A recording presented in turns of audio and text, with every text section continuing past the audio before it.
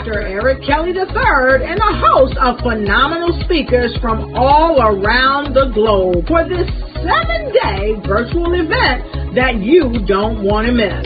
The mission of the Black Business Expo is to raise scholarship money from kids all the way from high school all the way from college. The Black Business Olympics is one of the largest Black business showcases in the world. It is an opportunity for businesses and companies to showcase their businesses globally. We are going to be giving away laptops up to $5,000 away to students.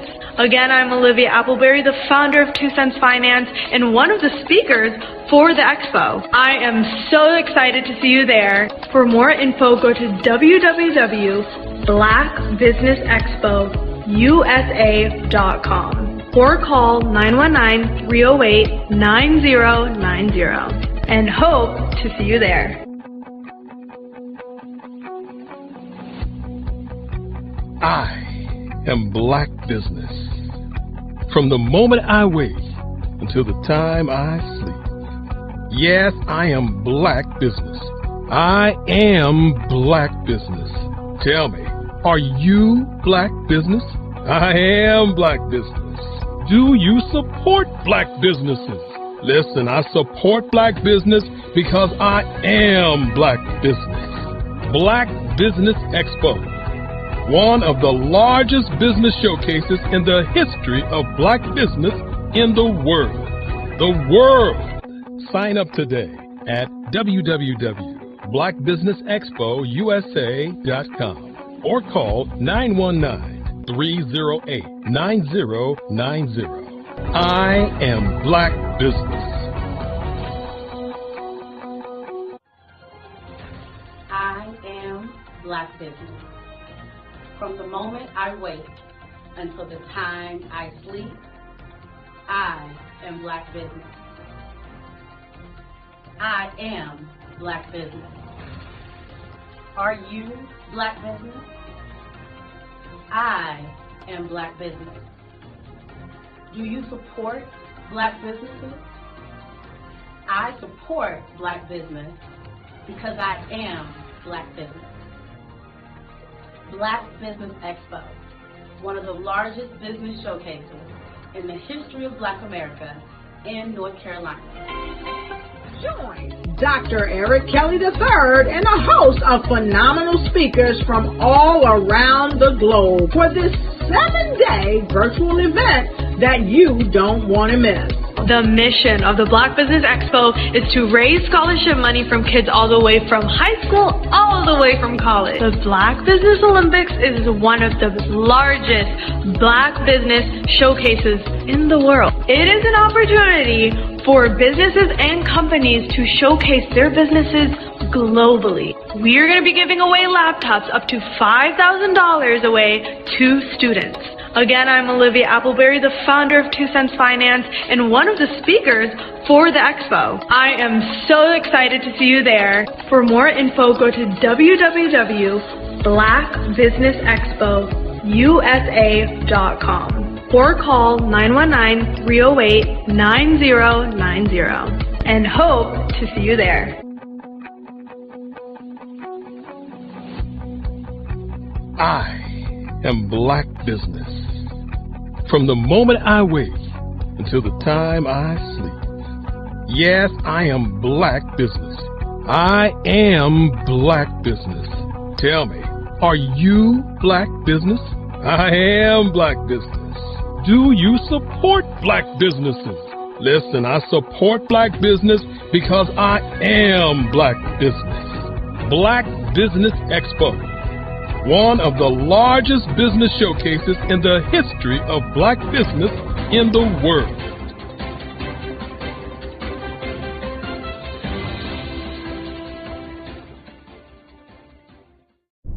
Absolutely. So our coaching program help people that have the lack of time, that lack strategies, and lack the confidence to go after their dream life. So we help them implement tools. We help them implement. I love the lead the inherited lack of finances or the education behind finances. But it wasn't until I lost my firstborn, my only son, that life changed for me. And where I was going after it all, living the corporate life, hit my 6-figure income and living in my dream house with my dream man, driving my dream car. Wow. I nearly lost it all. Wow. When I lost my son. And so I realized it only takes one financial catastrophe that can change your entire life. That's what made me start All New Beginnings. Because no matter what's going on in life, there's a new beginning. And because of that, we develop a program called Wise Minded. My little slogan is, don't just dream it, let's live it. If they want to connect with you or work with you, what is the best ways for them to be able to do that? Well, for my social media guru, you can connect with me on every single social media platform as Tanya T. Wallace. Hey everyone, it's Grant McGaw, CEO of 5 Star BDM and host of the award-winning Follow the Brand podcast and TV series, where I help you to build a 5-star brand that people will follow. My genius is personal brand development through intelligent communication and helping you achieve your business and career goals. I am a requested speaker on digital technology and brand development issues. I want to work with you to increase the value of your current opportunities while attracting new ones. Every one of you is unique, and we all share challenges that can be addressed through smart branding. As a super connector, I work with you as an executive coach to guide you along the complicated business and career development road, providing the enhancement tools and information you need to succeed. Together, I will help you succeed in today's challenging business climate. I will evaluate and measure your progress. Best of all, I am right alongside you every step of the way. Build the brand called you. Genius is coming. I was born in a little village on the island of Haiti. Many deadly diseases pounded me. It is as if they were on a mission to end my existence on this earth. I refused to give up.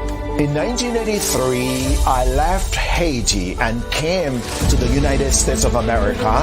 And I came with $5, 2 shirts. I didn't speak in English. I came to Atlanta. I got a job. I was a doorman. I was a doorman with a dream. What I used to come on stage. I'd rehearse this moment that I'm standing in front of you. That's the power of a dream. Maybe today is the day you begin acting as if you already have it. And then step out with full force. Take a risk. No condition is permanent.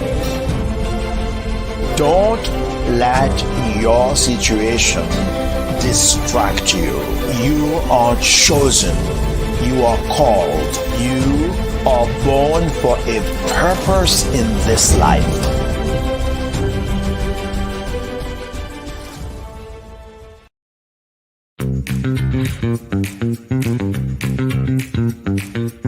It's time for you to start bossing in social media. For all your social media needs, you've come to the right place at the right time to get your website designed, landing page, social media platforms, and get the training you need to get in front of the people that's ready to buy your products and services.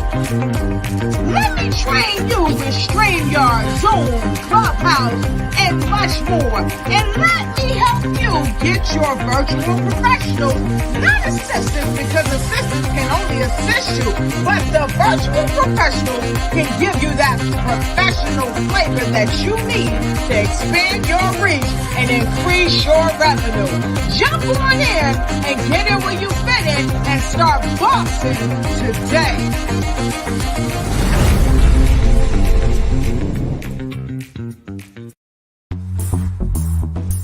Attention all entrepreneurs and companies. Are you looking for reliable and efficient virtual assistants and back office support to help you manage your business tasks? Look no further than Superwoman Business Services.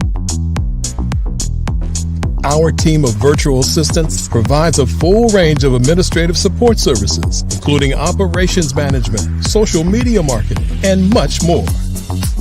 We also offer website design services to help you create a professional online presence that reflects your unique brand. In addition to administrative support and website design, we offer business development and structuring services to help you grow your business and achieve your goals. We'll work closely with you to identify areas of improvement and develop a customized plan to help you reach your full potential. At Superwoman Business Services, we understand that running a business can be overwhelming and time-consuming. That's why we're here to help you fly high and achieve success. Our virtual assistants are highly skilled, experienced, and dedicated to providing you with the support you need to thrive. Come fly with us and take your business to new heights. Let us help you become the superhero entrepreneur you are meant to be.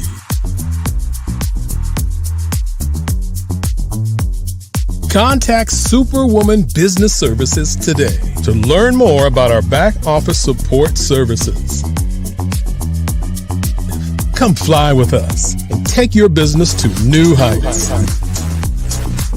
Over the past few years, we've seen the growth of existing and new initiatives focused on financial inclusion, building global networks, and reducing the wealth gap in response to the idea there's not enough seats at the table. Whether their outcomes are to increase the representation of Black executives on corporate boards, ensure an inclusive global economy, or to create new U.S. African commercial pathways, the strategies are often carried out by separate programs. The question is, should they be?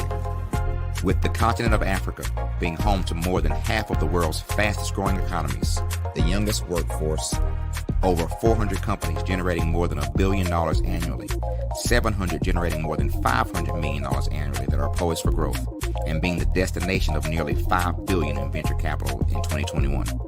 Diversifying U.S. and Africa commercial engagement by building bridges between African businesses and their U.S. diaspora should begin being seen as mutually beneficial. From helping to reduce Africa's enormous capital gap to catalyzing two-way trade opportunities, the COVID-19 global pandemic hopefully has taught us that global challenges and opportunities are more interconnected than we thought.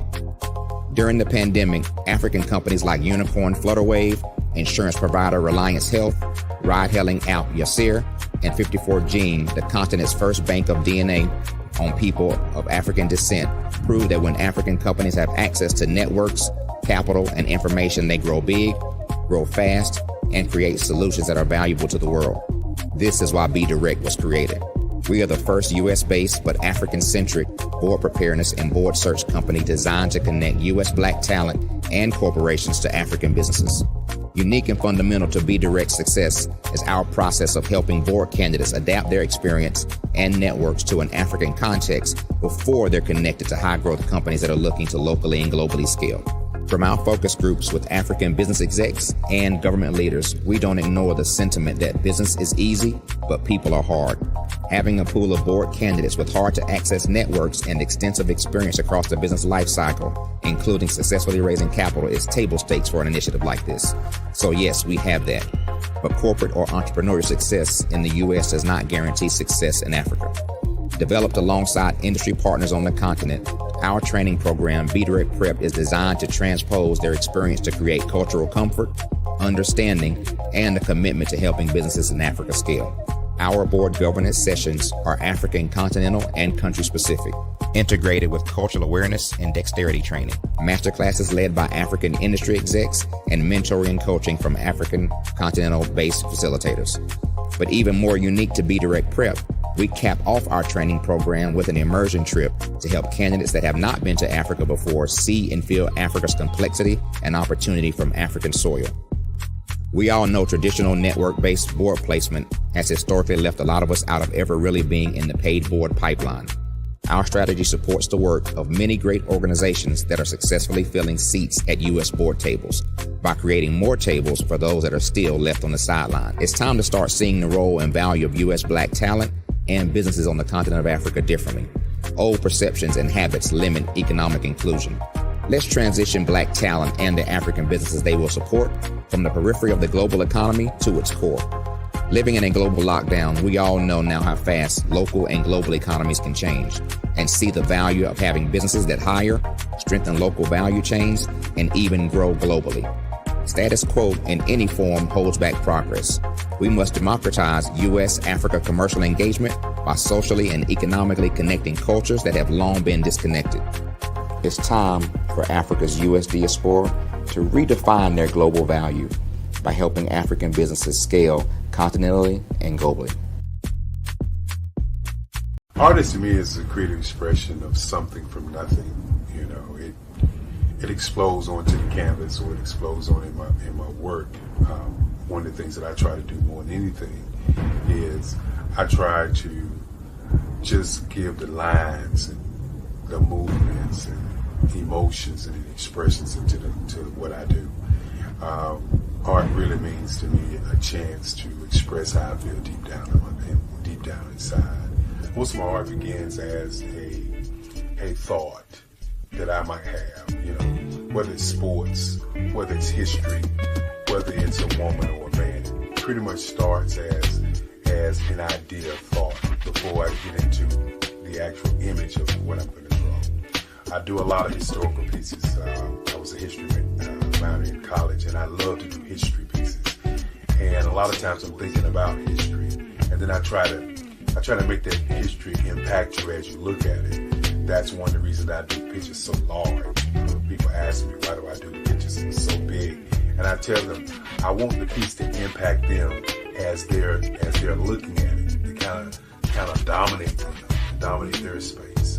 And most of my pieces I try to do off page. I don't try to do anything that's going to be in those four corners or in a square. And I want your imagination to be a part of the piece that you're looking at.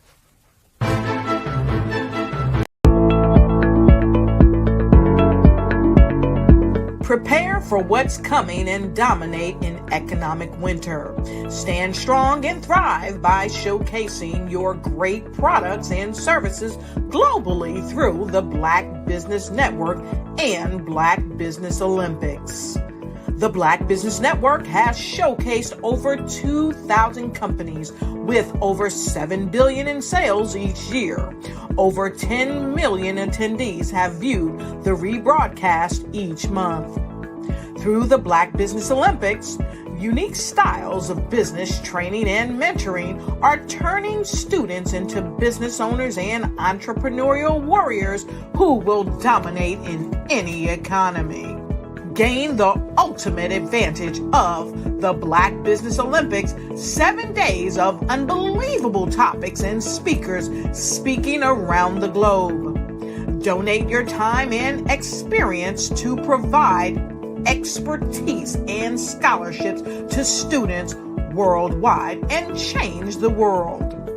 Now, more than ever, new insights, tools, strategies, and capabilities are needed. This is your chance for a major presentation to the world. Fill out the form and join the more than 2,000 speakers who have presented to over 200 countries. Join the Black Business Network streaming live into the Metaverse, STEM City, Black Multiverse Enterprises, Hulu, Amazon, YouTube, iHeartRadio, Apple, Facebook, LinkedIn, Pod TV, IBM TV, Spotify, and Google Podcasts. Sign up today. Spaces are limited, and we will see you there.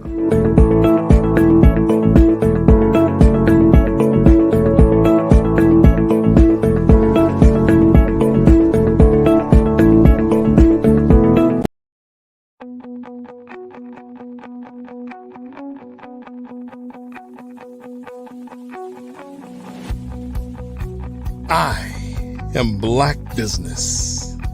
From the moment I wake until the time I sleep. Yes, I am Black business. I am Black business. Tell me, are you Black business? I am Black business. Do you support Black businesses? Listen, I support Black business because I am Black business. Black Business Expo, one of the largest business showcases in the history of Black business in the world. The world. Sign up today at www.blackbusinessexpousa.com or call 919-308-9090. I am Black business.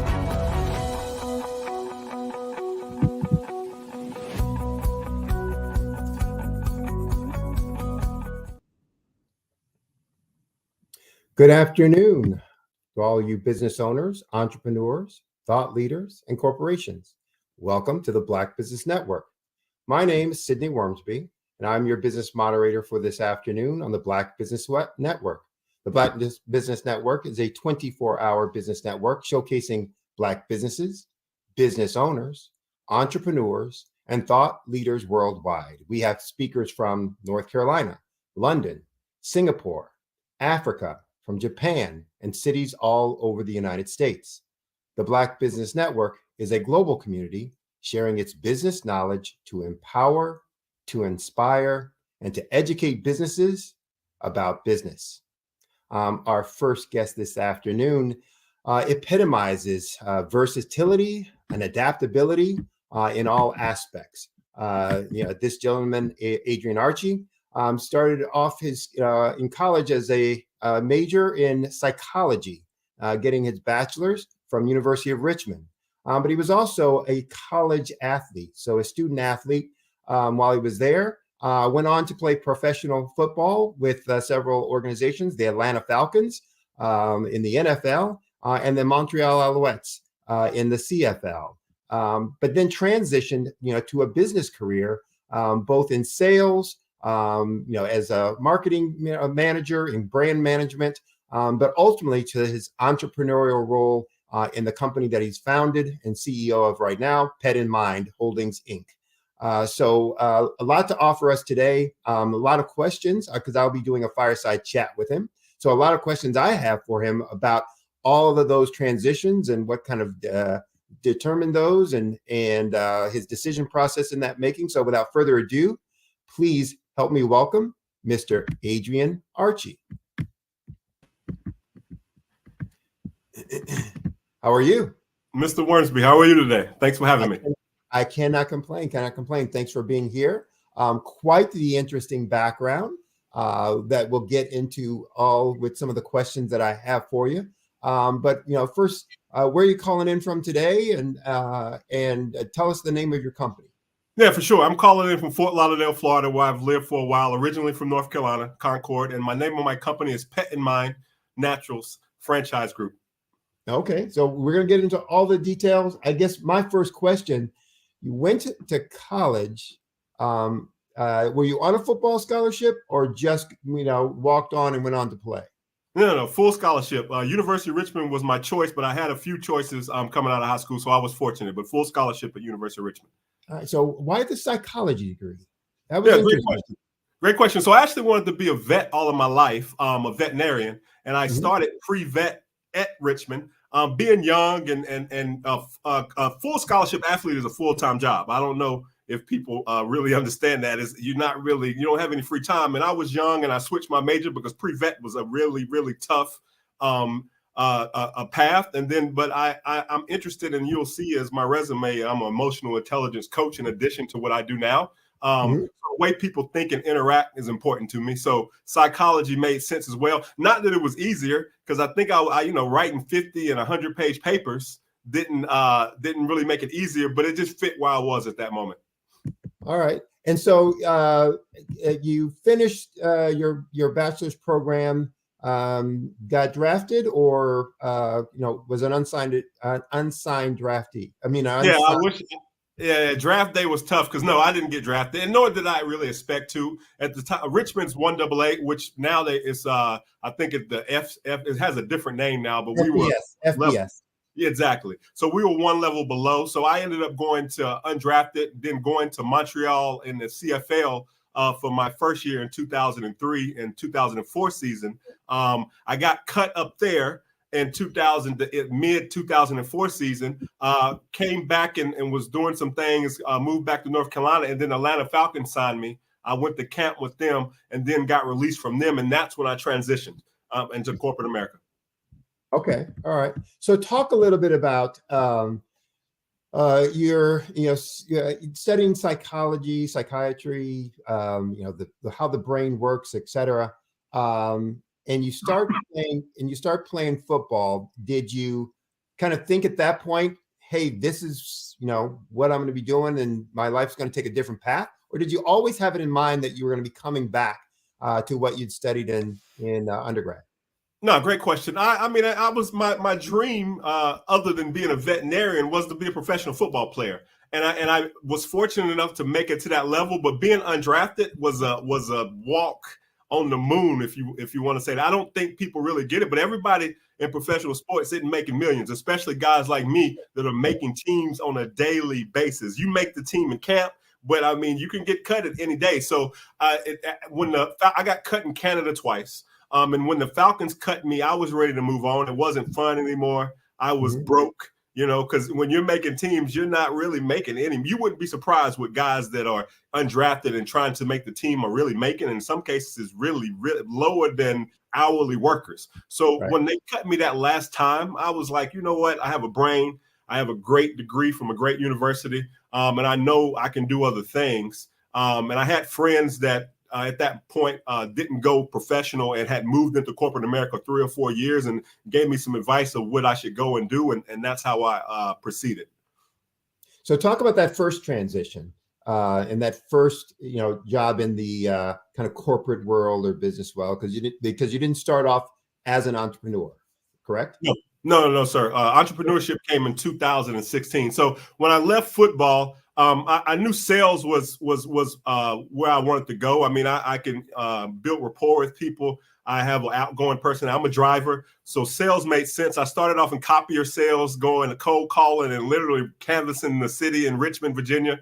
I moved into pharmaceutical sales. And then from there, I ended up with a company called Stryker in medical device sales, where I was selling drills and saws for brain and spine surgery for 10 years. And the last 2 years of that, I went into brand management, global brand manager for them. But I learned a lot. The transition was tough, to be honest with you. Sales is you have to work. But I learned a ton of information there. Number one, how to communicate with people. Number two, how to business plan and find the opportunities and build a pipeline. But most of all, to really understand myself enough. And that's when psychology came in, to be able to get out the bed every morning, because in medical device sales with Stryker is full commission. Now, once you get your pipeline going, you can make really, really good money in the medical device industry, but you work hard and you really have to believe in what you're doing and really have to be a self-starter. So football helped me with that. I had the work ethic. I was competitive. I knew how to play on a team, but really going out there and fishing on your own and having a whole state to convert hospitals and neurosurgeons, who are some of the smartest people in the world. There was a tough transition, but I learned a lot there. And really the base of that was football. So for those folks who are listening to you now, you said it real fast, so they may not have really understood, or some people heard it but don't know what it means. When you say full commission, explain to folks what that means. Yeah, full commission can mean a lot. I mean, if you're entry level and cold calling people for like an insurance company, full commission may be a really tough gig because you're not making tons. But medical device sales, you have medical device reps, and depending on what sector they're in. I was in neurosurgery, which is always advancing and having new technology. But you have guys out there making mid six figures and higher in full commission. So the way it worked with my particular role is you had a base product and you had a capital product. You had to sell the capital product into the hospital, which was, a big sale. But the base product is what they used every single surgery and threw away, is where the real money that you made every month came. So just understanding how your commission base works. The full commission scares a lot of people, but what you'll find is in most full commission jobs, especially at a corporate level, you can make the most money. But full commission means it's no the only way you only get paid. Yeah, if you sell something. Right. Yeah, you're lying out on the Serengeti and you kill what you eat. Right. That's what I want folks to understand who may not be familiar. Is like full commission means, hey, I either make a sale or I don't eat that week, or that month or whatever it's going to be. So yes, it's a high pay rate, but you got to convert. You got to work. It's no days off, to put it that way. Even when you have nothing to do, you need to create some activity. All right. So what made you leave kind of the corporate structure and doing sales to being a founder of a company and going the entrepreneurial route?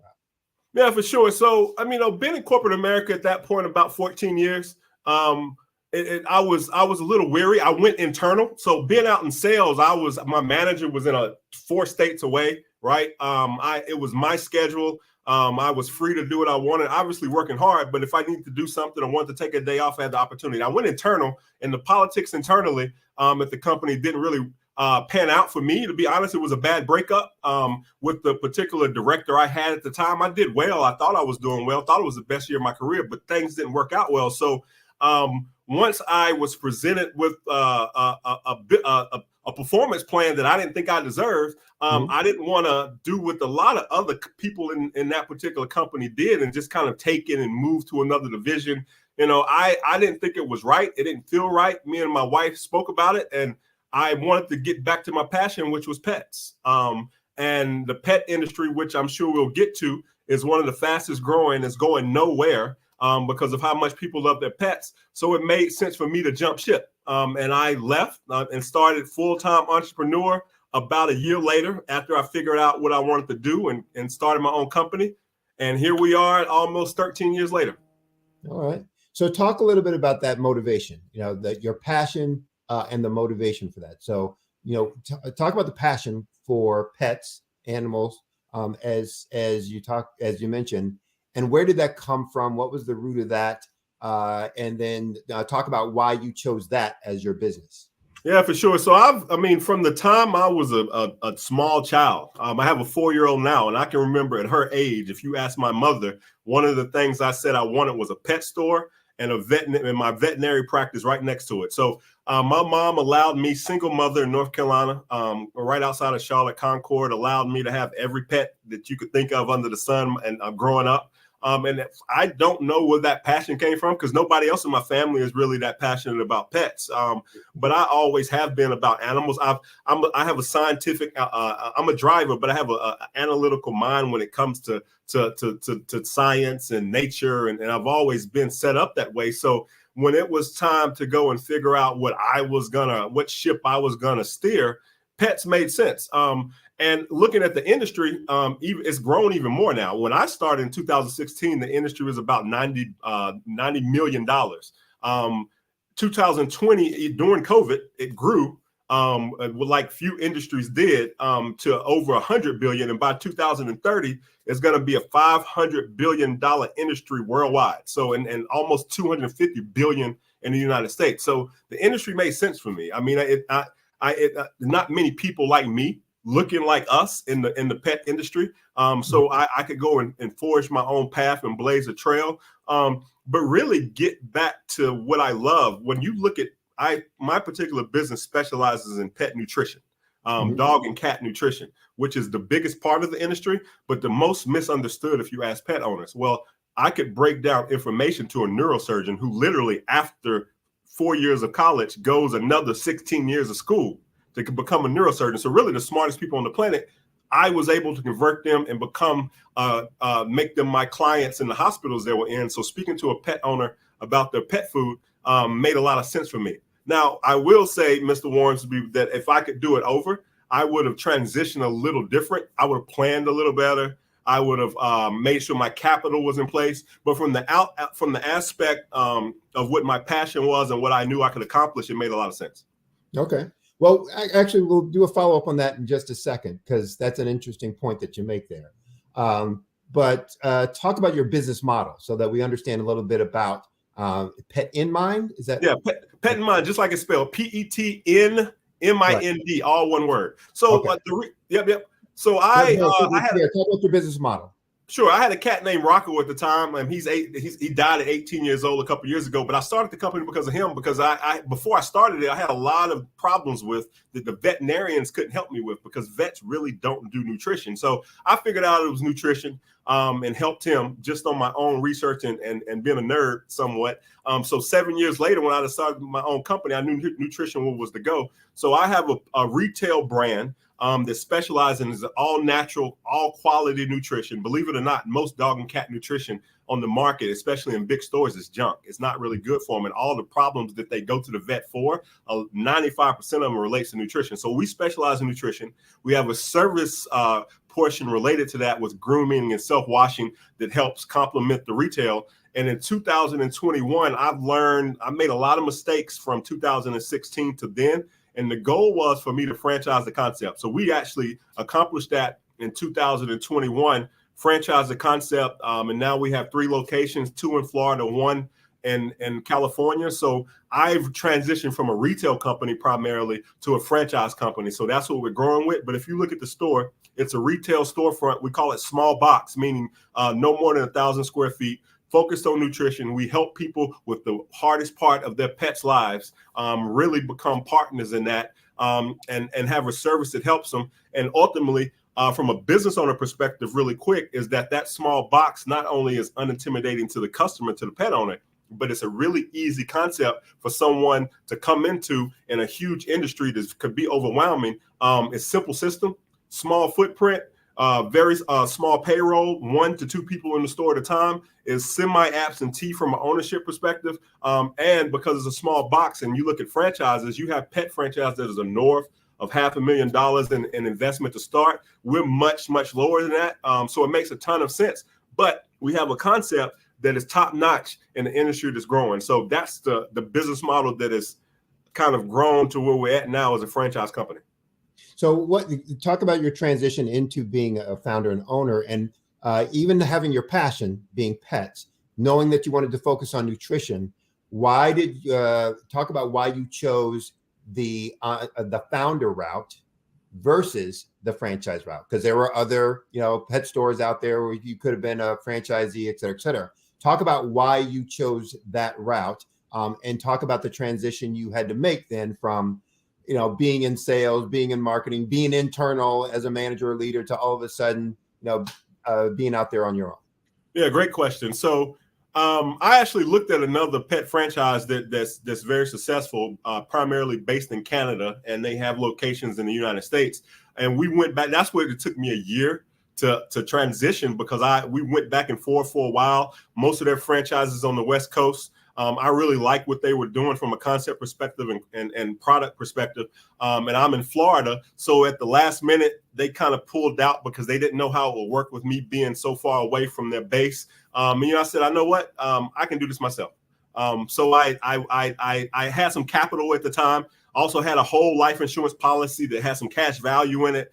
So I converted my company, my 401k, which I don't know a lot of people know you can do that, but I converted my retirement into a corporation. I used some of that cash value in that whole life insurance policy, and I started a company. And I had some sense at that point of what the franchising model looked like, because I went through the process, got a lawyer, we created did the paperwork and actually created a franchise. Now, the transition from that perspective was rough. I had no idea what pet retail. I had no idea what retail meant. I was a sales rep in medical devices for years. I had no idea what it meant to found a company. I didn't have a team. I had some money there, but I wasted a lot of it learning, right? Now, I will say that as a franchisor now, and it's kind of a golden lining to all of that, because I wasted a lot of money up front with products expiring because I bought too much and going through a lot of different bad transitions. Football helped me continue to run into that wall. I knew how to get up and work like we did in football, so I just kept going. But now as a franchisor, I sell my mistakes. my franchisees don't make those mistakes that I made because I went through them. So I wouldn't recommend anybody take my route. I would recommend they talk to someone like me and come aboard with what we're doing. But I'm not embarrassed about that because it actually helps my business model now to support the people that put their faith in me. But the transition was rough because I didn't, even though I planned well because I knew how to plan because of what I did in medical device full commission sales, I had no idea how to plan a business. I had no idea how to plan being a founder and growing a team and capital management and budgets and cost of goods and all the things that I ran into. Right. So let's talk a little bit about that in the transition, and you'll see from my question, the transition from football to here. So you talked about some of the mistakes that you made, and one of the things that you think, hey, is a plus out of that, silver lining out of that, is the fact that now you can sell your mistakes, in terms of being a benefit to your franchisees. Talk about then the benefit, the value of a coach. And think about it from your football days and talk about that versus here. And I'm a business growth coach, Sure. or business growth imagineer. And one of the things I always tell folks is everybody needs a coach. Agreed. Even professional athletes who are getting paid for being, for playing, use a coach. Talk about what you felt you made as mistakes, how a coach would have benefited, you in that respect. And what advice you would give to folks about utilizing mentors, coaches, people who can show you the path and show you the way. No, I think it's everything. And at the time I didn't really, it's funny because I had coaches from the age of 6 to the age of about 24, 25 with football. But when I went into business, I didn't recognize it at the point. I'm also an emotional intelligence coach now, as well as a franchisor. So I truly believe that coaching is necessary. My coach in college, my head coach, Jim Reed, I still am in contact with now, and he sees me on social media and he'll give me advice then and I'll take it. That's how much I believe in coaching, and having a good one. If I could do it over, I certainly would have, number one, spoke to somebody that had a retail background, someone that knew how to coach Black entrepreneurs. Because even now, I'm the first African-American in the franchise industry to franchise in the pet industry successfully. So even now, I'm still kind of at the edge all the time. So what you'll find when you're founding a company is and I say this very candidly, is your toes are on the edge. And you need somebody like yourself, Mr. Wormsby, that speaks to a lot of business owners, has experience of the challenges that you face, not just business challenges, but mental challenges, emotional challenges. I mean, I was depressed for years because I transitioned from a company. I didn't feel like it ended right. And then I went and started and sat in the retail store every day. So the depression I went through alone would have made most people quit. Football helped with that because the only thing you know how to do in football is work. And I mean, football never ends. And I'll end what I say with this, and hopefully I answered your question or we can expand on it. But when I take my experience in football and being coached to through transitioning from corporate America to business to even now pivoting into franchising, which is an industry within itself, football is one of those things, and coaching is that you kind of work thousands of hours for literally in a football game, if you're a starter, for about 14 minutes in a game. So you put in winter, spring, summer practice all season for 14 minutes. So what a coach helps you do is perform when the lights come on. And I think that's what entrepreneurship really requires. Or when I speak to a potential franchisee that I'm asking to spend hundreds of thousands of dollars and I want them to believe in me, I have to be ready when those lights come on. When you transition from a career in corporate America and you don't want to waste things like I did, you need somebody that can, behind the scenes, keep you between the lines and make sure that when those lights come on, you're ready to go. And that's what a coach can do. So you've talked pretty candidly about your different experiences and transitions and the diversity, and I'll say the diversity and the adversity of all of the experiences that you've had. Talk a little bit about the mindset that you feel is necessary to be able to make those kinds of transitions, and what helped you in, kind of identifying, hey, this is the transition I want to make, going from, football to medical sales, to go from medical sales to managing medical sales, to, leave there on a bad experience. And, I didn't like the way that was run, but I'm going to go do something on my own now. Talk about, through all that diversity of experience and the adversity of challenges, how you made those transition decisions, and what advice you would give to folks out there now, kind of looking, to make some of those changes in their life or in their career, or, from business employee to business owner. Sure. Growth mindset is, I think, no matter what you do, I think that's something you should develop. It's always every day is an opportunity, right? The sun is constant.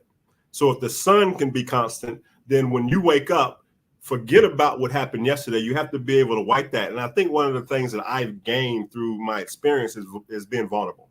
I think a lot of us vulnerability, right? A lot of we've been taught that vulnerability is a weakness, but I disagree. I think vulnerability is what opportunity is based on. You're able to put yourself out with your toes on the edge for the opportunity, and to believe in yourself and to believe good things will happen, but you must show up, right? So I think it's a 2-lane road there. You have to put yourself out there, but once you do, you have to show up every day. Because even in those mistakes I made and those transitions I made and the depression and I wasn't perfect. That corporate experience did not end right. It wasn't right, but it's things I would have done different. Moving up to that point that probably contributed to it.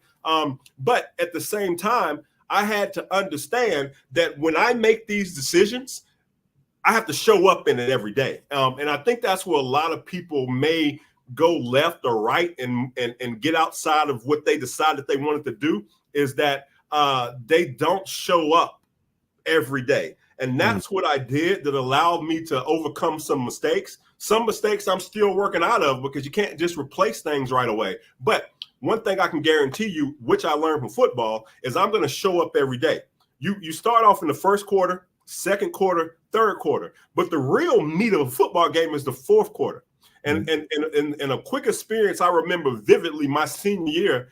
It was early in the season in Richmond. It was a tough opponent in University of Delaware, and it was probably the hottest game I ever played. I think it was like 102 degrees. I remember running around in the days during the game, and we won that game, and by blocking a field goal at the last minute and winning the game by 1 point. And I remember walking in the locker room, and I felt terrible. I was tired. I was beat up, bleeding. And that's when I learned that you can win and it doesn't feel good. It doesn't always have to feel good. And that's what I've taken with me through life and to this point with all of the things that I've gone through to get here, is that it doesn't always have to feel good, but you do have to show up. Well, and I guess I'm hearing you say that, and kind of on the reverse side, just because you feel bad doesn't mean you lost, right? We won the game, and it was a major win. A lot of times people, well, I don't feel good, so I'm losing. I'm a loser. But it's like, no. To your point, it doesn't have to feel good. Did you accomplish? What were your goals? Did you get there, et cetera, et cetera? You mentioned about fostering growth in one of your comments, earlier. Now that you have a team, so it's one thing to foster growth in yourself and to be, determined and disciplined, et cetera. How do you do that now as an owner with your team? Sure. So I pivoted into franchising. So I think I got to a point where I didn't master pet retail, but I'm really good at servicing our customer. I know my information. I know pets. I probably could have still gotten a little bit better at retail, but now I pivoted into franchising, which is an industry within in itself. And now I have franchisees in addition to a team, right? So when you look at those franchisees, they're spending sometimes their life savings to come aboard on what my idea is. And they look at me not only as a mentor and as a founder, but they look at me as responsible for their success. So probably one of the things that I've had to get better at is I've always been a people person, and I think almost to a fault. Sometimes I love to see people succeed, and I love being a part of it. So that makes me a great franchisor. But I think time management and having standard operating procedures. So I don't always. It's not always putting out fires. Here is how it works. Here is what you should do on a regular basis. It's not going to be easy starting out, but this is the template.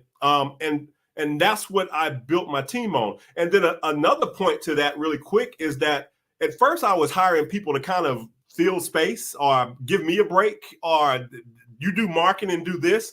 Now what we've gotten better at is hiring people for the company's going, right? So it may not be a perfect person, a perfect position for right now, but as a franchise, we have to grow locations. I can't do it all. I can't be in California to help Rebecca when I'm in Florida, and I have to run to a franchisee when I'm done with this particular presentation today.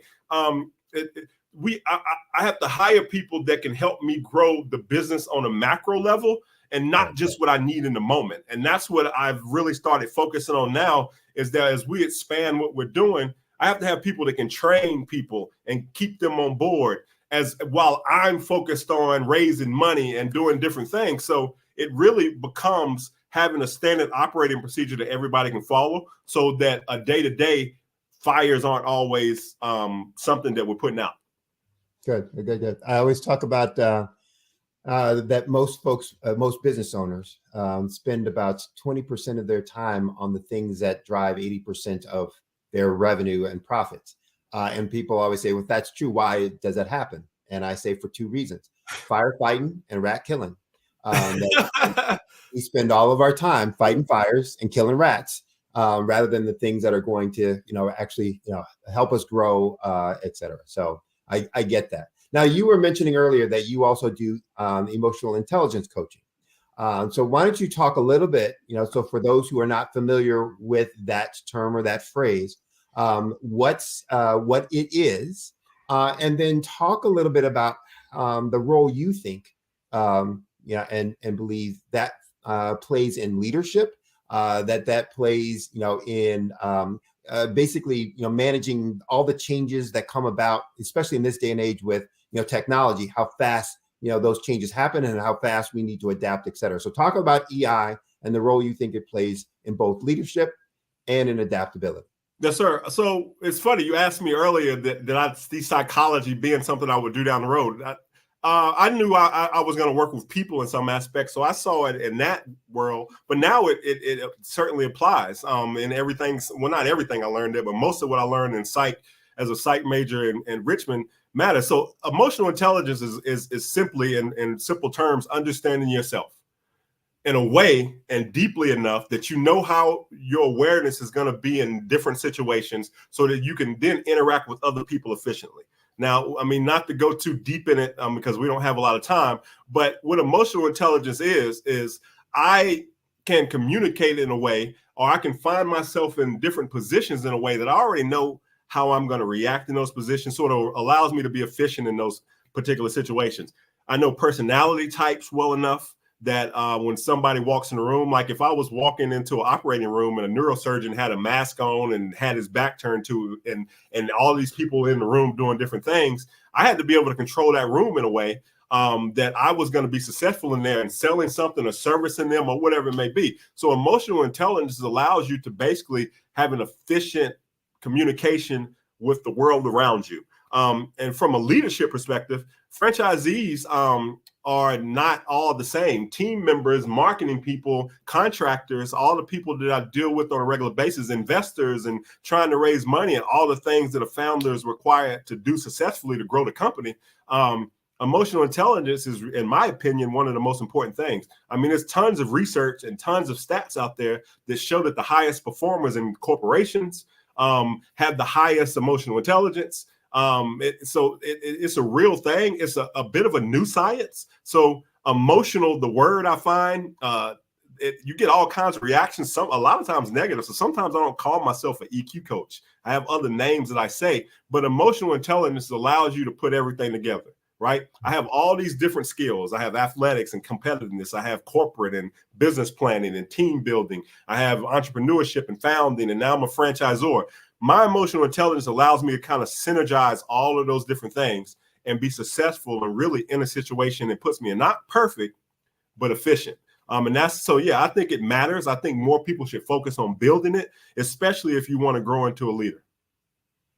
We only have a couple more minutes. So unfortunately, I only get to ask you a couple more questions, and I'll give you some time also to tell folks how to get a hold of you. But looking at, your experiences as an entrepreneur, as a business owner, as a founder, et cetera. Talk about what you feel has been the most rewarding aspect of that experience. And well, I'll leave it there. What's the most rewarding aspect of being an entrepreneur, being a founder, a CEO, that you'd like to share with folks? Yeah, I know I'm capable. And I don't mean that I'm perfect or I'm special. No, I know I'm capable. I think that's, I've done a lot of different things and been successful in all of them, but not perfect. Some of them have failed. Some I'm still growing. But I probably I'm the first African-American in the pet industry to franchise successfully. That's special to me. I'm forging a path in the industry that I think more of us need to be in. It's an industry that grows through COVID.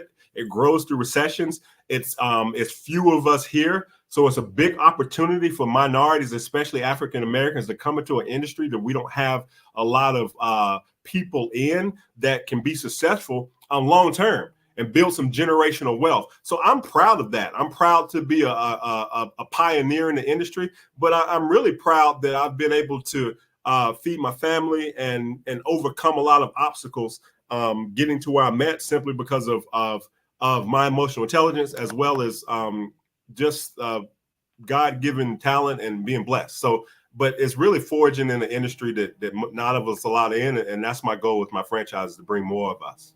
Okay.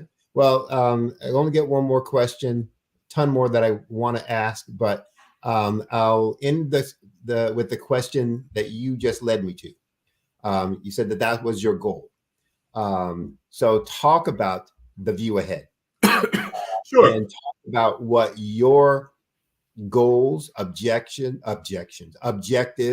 aspirations are for the future. And you can talk about those just professionally. You can talk about those just personally. You can talk about those professionally and personally, whichever you want to leave the audience with. No, for sure. I'm a God-fearing man, so I want to continue to grow in my faith. I'm a Christian, and that's important to me as I grow. Number one. Number two, I'm a husband and a father. I'm a family guy. I didn't have a father growing up, so it's important to me to be successful there, and that's not always easy as a founder.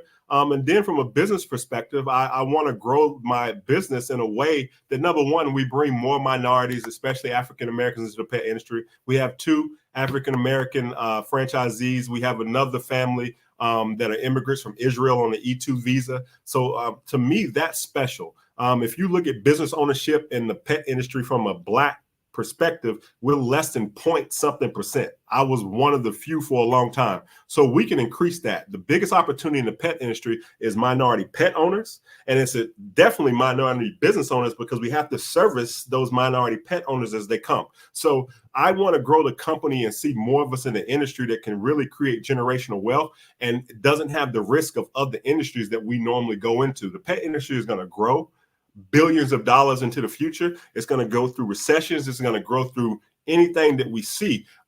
So that's my goal, is to increase our presence in the pet industry, and then be just a good human, be a good father, a good husband, and help people get to their dreams. That's my goal. Simple. Oh, well, that's great goals, great objectives. I think everybody can salute those. So, and before I give you a chance to, to talk to folks about how they can reach you, I do want to make sure I stay in contact with you too. I work with a not-for-profit that is uses sports to develop youth, and I'd love to have you talk with them and kind of tell your story and your recommendations for some of those. But we're gonna have to cut it here. Talk to folks about how they can reach you. So, what's the best way for them to reach out to you if they want to know more about how they can invest in your business? What they can do in terms of the pet industry that you've talked about, in the growth opportunities there. If they can understand, how to navigate adversity, how can they reach out to you and get a hold of you?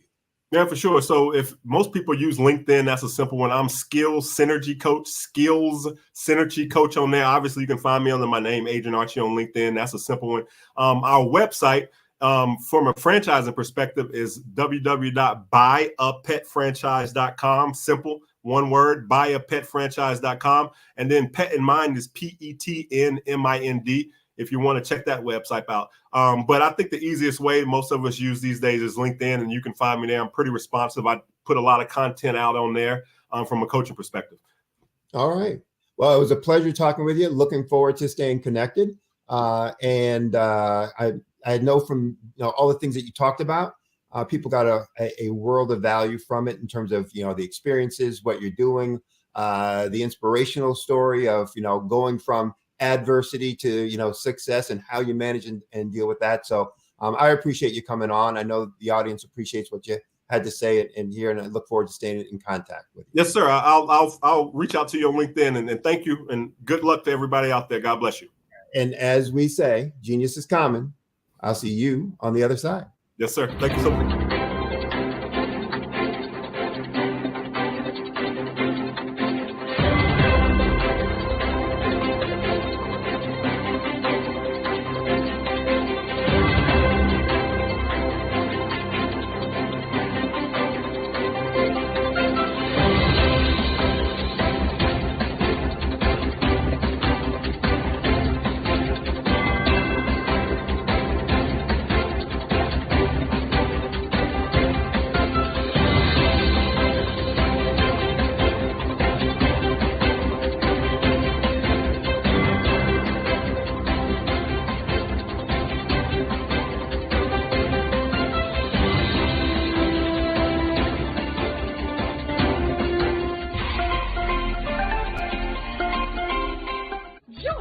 Dr. Eric Kelly III and a host of phenomenal speakers from all around the globe for this 7-day virtual event that you don't want to miss.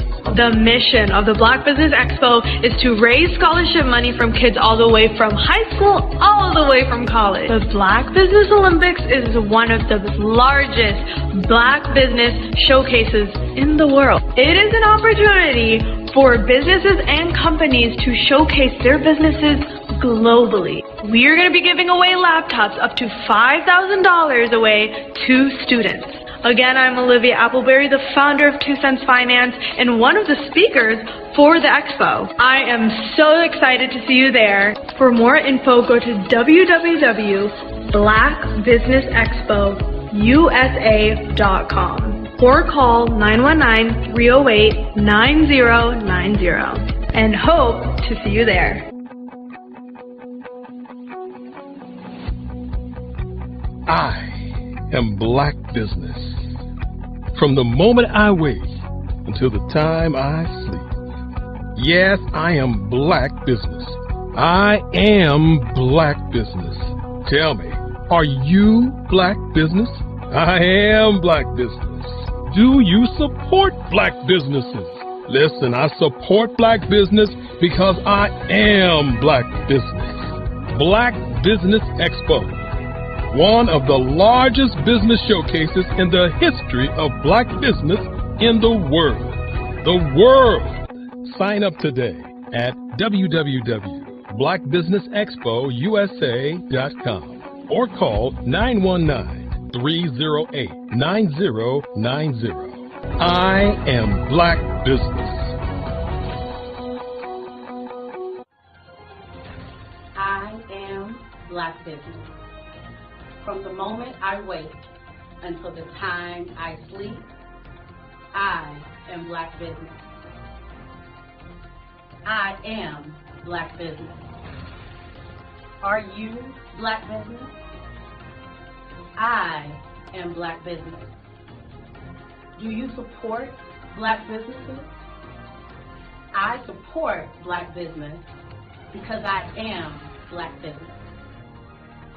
Black Business Expo, one of the largest business showcases in the history of Black America in North Carolina. Join Dr. Eric Kelly III, and a host of phenomenal speakers from all around the globe for this 7-day virtual event that you don't want to miss. The mission of the Black Business Expo is to raise scholarship money from kids all the way from high school, all the way from college. The Black Business Olympics is one of the largest Black business showcases in the world. It is an opportunity for businesses and companies to showcase their businesses globally. We are going to be giving away laptops up to $5,000 away to students. Again, I'm Olivia Appleberry, the founder of 2 Cents Finance and one of the speakers for the expo. I am so excited to see you there. For more info, go to www.blackbusinessexpousa.com or call 919-308-9090 and hope to see you there. I am Black Business.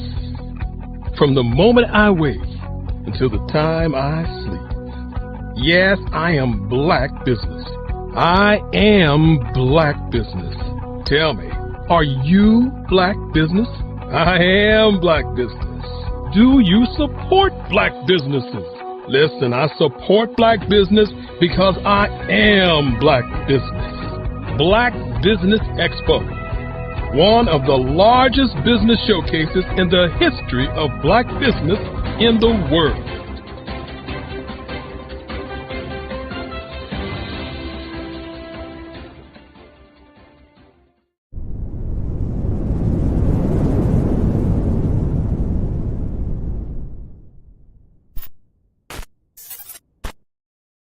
Over the past few years, we've seen the growth of existing and new initiatives focused on financial inclusion, building global networks, and reducing the wealth gap in response to the idea there's not enough seats at the table.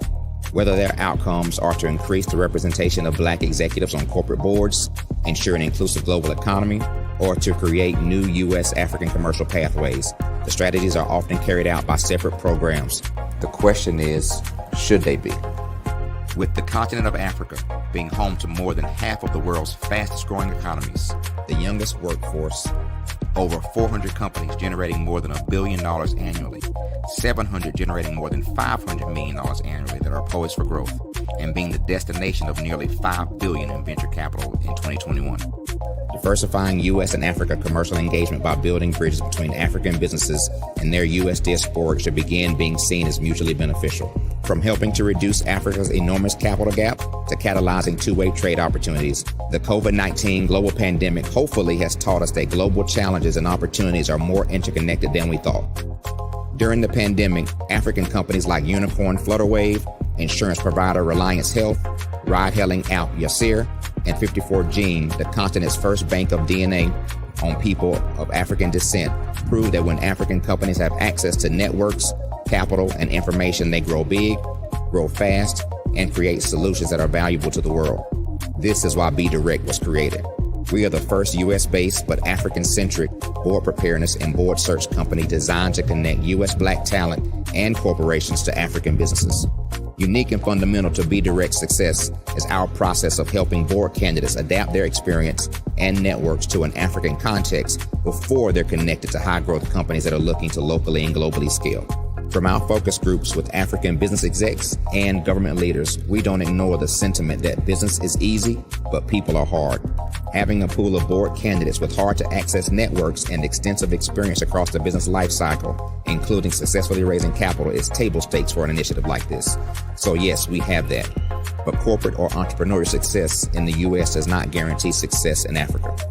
Developed alongside industry partners on the continent, our training program, Be Direct Prep, is designed to transpose their experience to create cultural comfort, understanding, and a commitment to helping businesses in Africa scale. Our board governance sessions are African continental and country specific, integrated with cultural awareness and dexterity training, masterclasses led by African industry execs, and mentoring and coaching from African continental-based facilitators.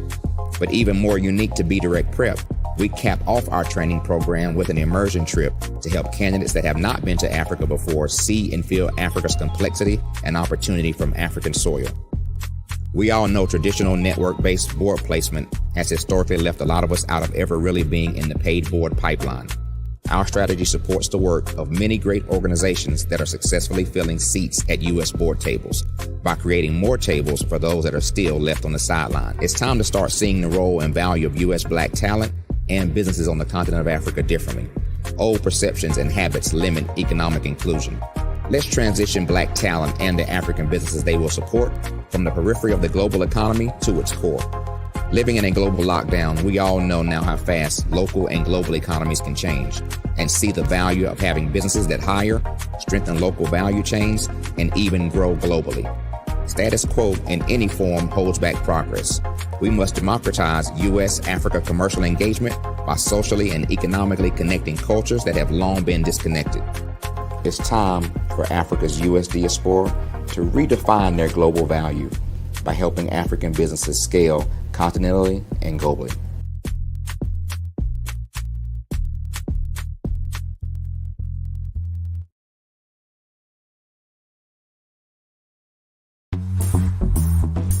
Attention all entrepreneurs and companies. Are you looking for reliable and efficient virtual assistants and back office support to help you manage your business tasks? Look no further than Superwoman Business Services. Our team of virtual assistants provides a full range of administrative support services, including operations management, social media marketing, and much more. We also offer website design services to help you create a professional online presence that reflects your unique brand. In addition to administrative support and website design, we offer business development and structuring services to help you grow your business and achieve your goals. We'll work closely with you to identify areas of improvement and develop a customized plan to help you reach your full potential. At Superwoman Business Services, we understand that running a business can be overwhelming and time-consuming. That's why we're here to help you fly high and achieve success. Our virtual assistants are highly skilled, experienced, and dedicated to providing you with the support you need to thrive. Come fly with us and take your business to new heights. Let us help you become the superhero entrepreneur you are meant to be.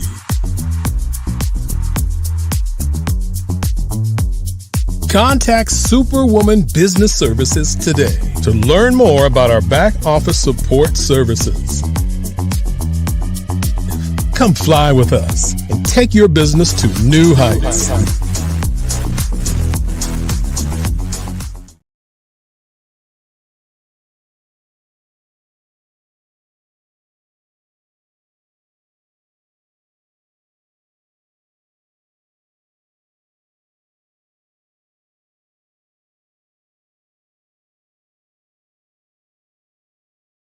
Absolutely. So our coaching program help people that have the lack of time, that lack strategies, and lack the confidence to go after their dream life. So we help them implement tools. We help them implement, I love to leave the inherited lack of finances or the education behind finances. But it wasn't until I lost my firstborn, my only son, that life changed for me. And where I was going after it all, living the corporate life, hit my 6-figure income, and living in my dream house with my dream man, driving my dream car. Wow. I nearly lost it all. Wow. When I lost my son. And so I realized it only takes one financial catastrophe that can change your entire life. That's what made me start All New Beginnings. Because no matter what's going on in life, there's a new beginning. And because of that, we develop a program called Wise Minded. My little slogan is, don't just dream it, let's live it. If they want to connect with you or work with you, what is the best ways for them to be able to do that? Well, for my social media guru, you can connect with me on every single social media platform as Tanya T. Morris.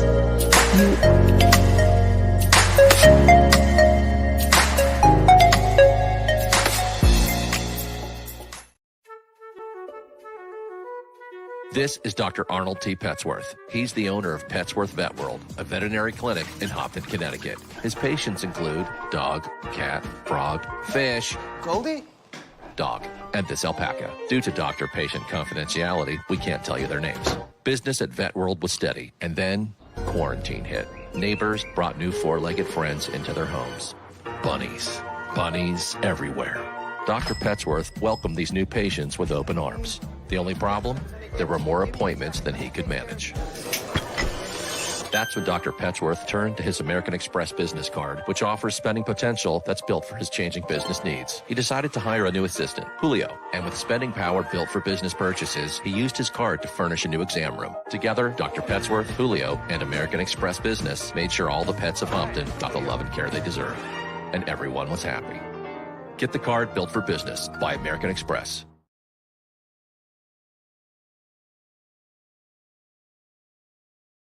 Follow the Brand TV broadcast host, Grant McGaw, as he visits with top executives and entrepreneurs to find out their secrets of success with their personal brand. Follow the Brand TV broadcast host as he focuses on brand development to build better relationships, bring value to your business, relationships, and career. You will enjoy listening to each episode that is tailored to speak to you directly. If you're looking for this type of clarity in terms of building your brand, you have tuned into the right station.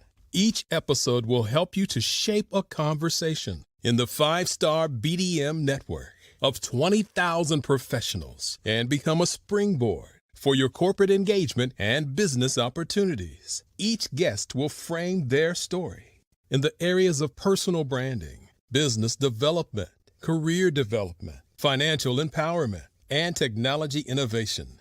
Grant McGaw explains why he is the CEO and owner of his own professional career. Grant is an accomplished business leader and entrepreneur who wants to give back to individuals to grow their personal brand strategy.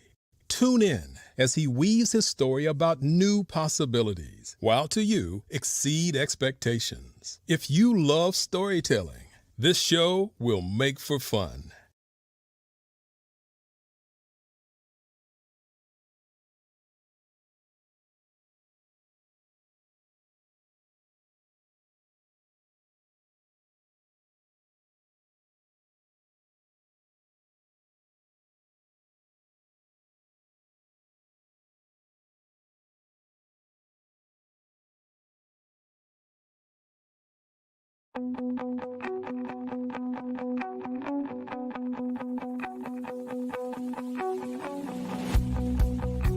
I am Black Business.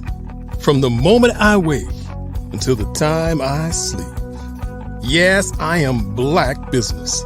I am Black Business. Tell me, are you Black Business? I am Black Business. Do you support Black businesses? Listen, I support Black business because I am Black Business. Black Business Expo, one of the largest business showcases in the history of Black business in the world. The world! Sign up today at www.blackbusinessexpousa.com or call 919-308-9090. I am Black Business.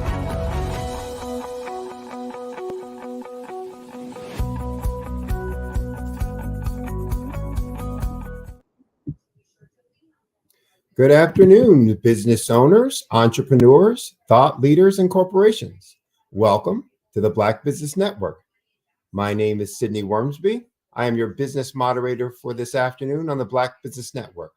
The Black Business Network is a 24-hour business network showcasing Black businesses, business owners, entrepreneurs, and thought leaders worldwide. We have speakers from North Carolina, from London, Singapore, Africa, Japan, and from cities all over the United States. The Black Business Network is a global community sharing its business knowledge to empower, to inspire, and to educate businesses about business. Our next speaker this afternoon is Miss Jacqueline Turner, also called JT, also known as DJ Passion. She's a thought leader, brings her personal and professional experiences to help everyone see the pandemic disruption in a new light. She has a fresh perspective when reimagining the possibilities. Always and forever passionate about helping everyone accelerate the trajectory of their success and well-being. She's been a licensed health and beauty professional for many years, styling hair for music videos, magazines like Ebony, Essence, and Jet, for major companies like McDonald's, Soft Sheen, Dark and Lovely, and the NBA Wives, as well as celebrities and famous folks in politics, etc. She proudly served as a beauty authority for the Live Your Best Life tour for Oprah. And she's a certified life coach and graduate of Midwest Theological with a background in Christian counseling. So please welcome to our program today, Jacqueline J.T. Turner.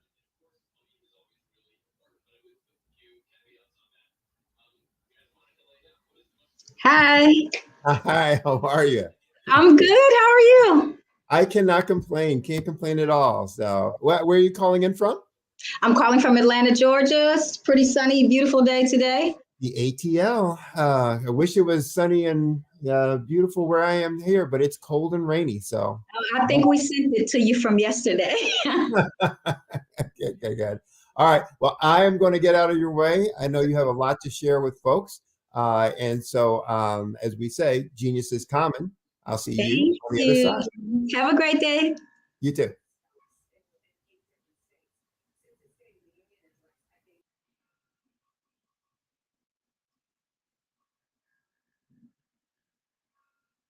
Hello, Dr. Eric?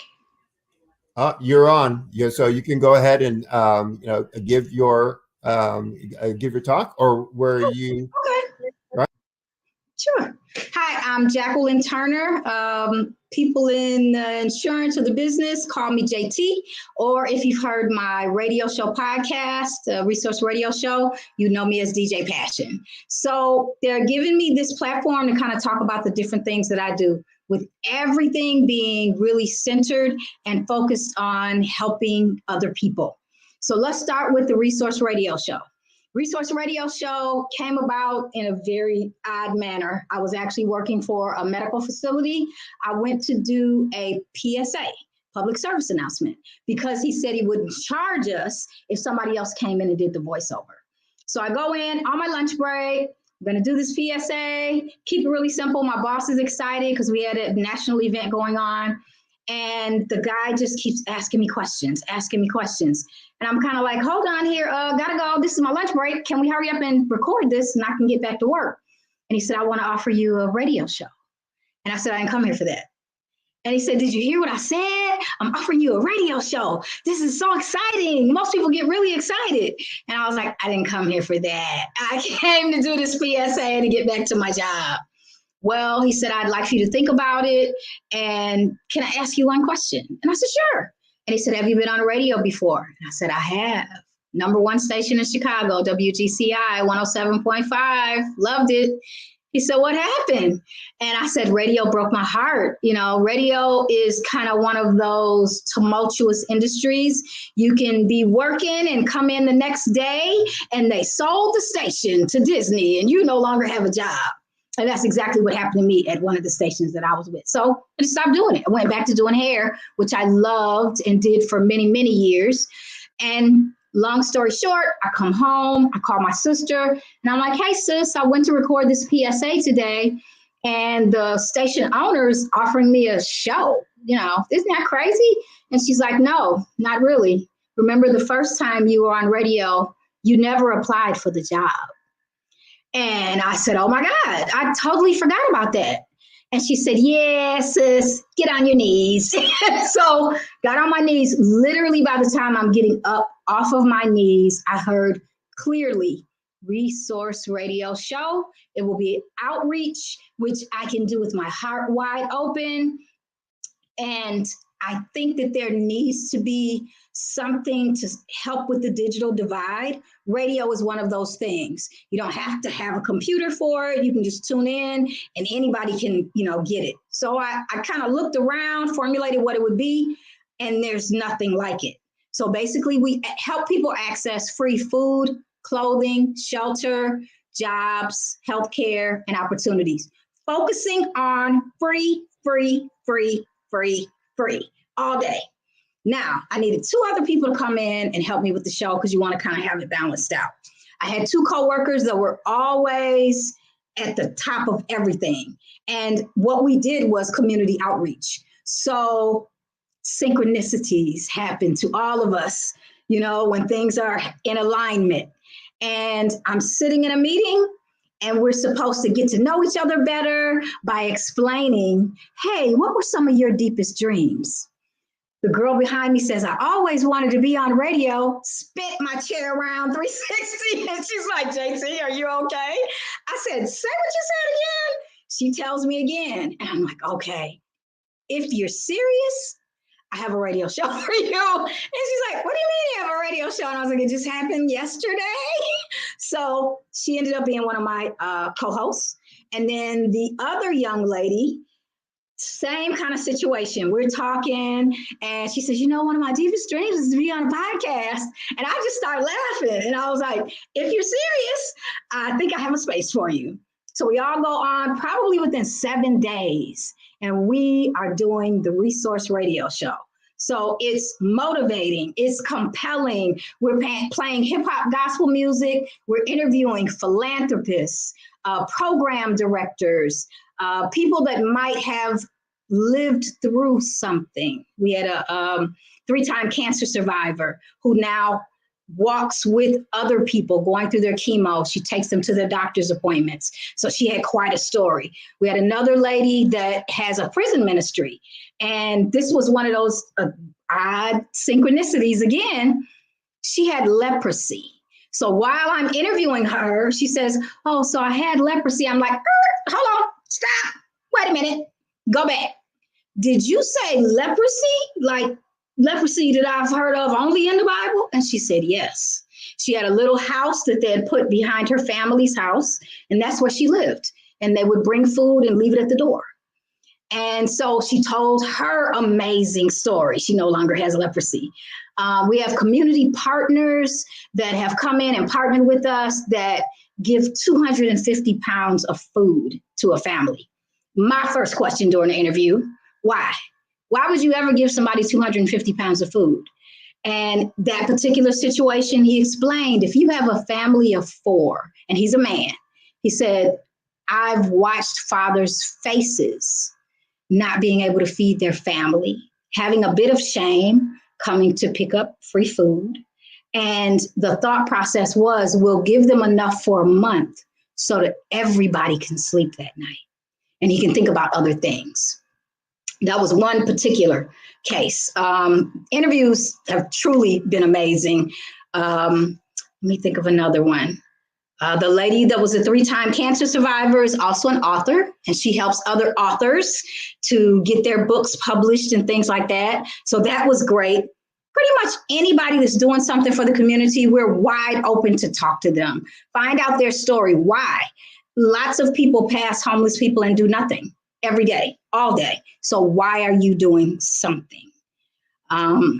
There are 24-hour food pantries in the United States. Truly, during the show, Auntie Peaches, the other co-host says, oh, there's a 24-hour food pantry in Oklahoma. It was like, wait, stop. That's my thing. Stop. Say that again. 24 hours? And she said, yeah, there's a 24 hours. I said, oh my God, that's great, because so many people have shame associated with going to get this food. Or like many others, they're working 3 jobs. They can't go during regular hours. So we started looking up, 24-hour food pantries across the United States, or food pantries that would deliver, or that made it easier for people to get food. That was amazing. There's a TARP program that gives free tarps. Those kind of things we didn't know about. There's a program that gives free prosthetic limbs. Another one, stop, hold on, what do you mean? Prosthetic limbs are $20,000, $30,000, $50,000. There are a couple of programs that give free prosthetic limbs. Love giving out those kind of resources to people. Just in the Atlanta metro alone, we probably have 85 just in the metro of food pantries, including one program that was called Fridge. I think it was 99 Fridge. They have refrigerators that are set up outside of businesses that anyone can go to and open it at any time and take free food. We have another community partner. They're called $4, DOLLARFOR.org. They help people dismiss hospital bills. Another synchronicity, literally reached out to him on Instagram because I saw this and I'm like, is this real? I reach out to him and he says, you want to talk to me? Media, and you want to talk to me? And I said, I think what you're doing is pretty great. Time passes. We do this amazing interview. He tells the story of how it happened. He was a bartender. I think his wife was a teacher. They had a medical emergency in the family that was about to send them into bankruptcy. They're young. It was painful. Then they had either a good friend or another family member that had another medical emergency. Let's say all this happened in 30 days. And him and his wife started talking and they said, this runs people into bankruptcy on a regular basis. What can we do? So they put together a database of not-for-profit hospitals across the United States. And they now help people to get their medical bills dismissed. To date, they have dismissed more than $21 million worth of hospital bills in the last 12 months. They've been on Forbes and NBC and MSNBC and all kinds of other shows now. Media's recognizing who they are and what they're doing. Super amazing. So that's really kind of our specialty. If it's something like philanthropists, if you have a foundation and you're doing something, we are here to shout it out to the world because just about every celebrity I've ever heard of has some sort of foundation. We just don't necessarily know exactly what they're doing. And that gives us a chance to reach back. Hey, maybe we can get involved in that. Maybe we can help in some sort of way.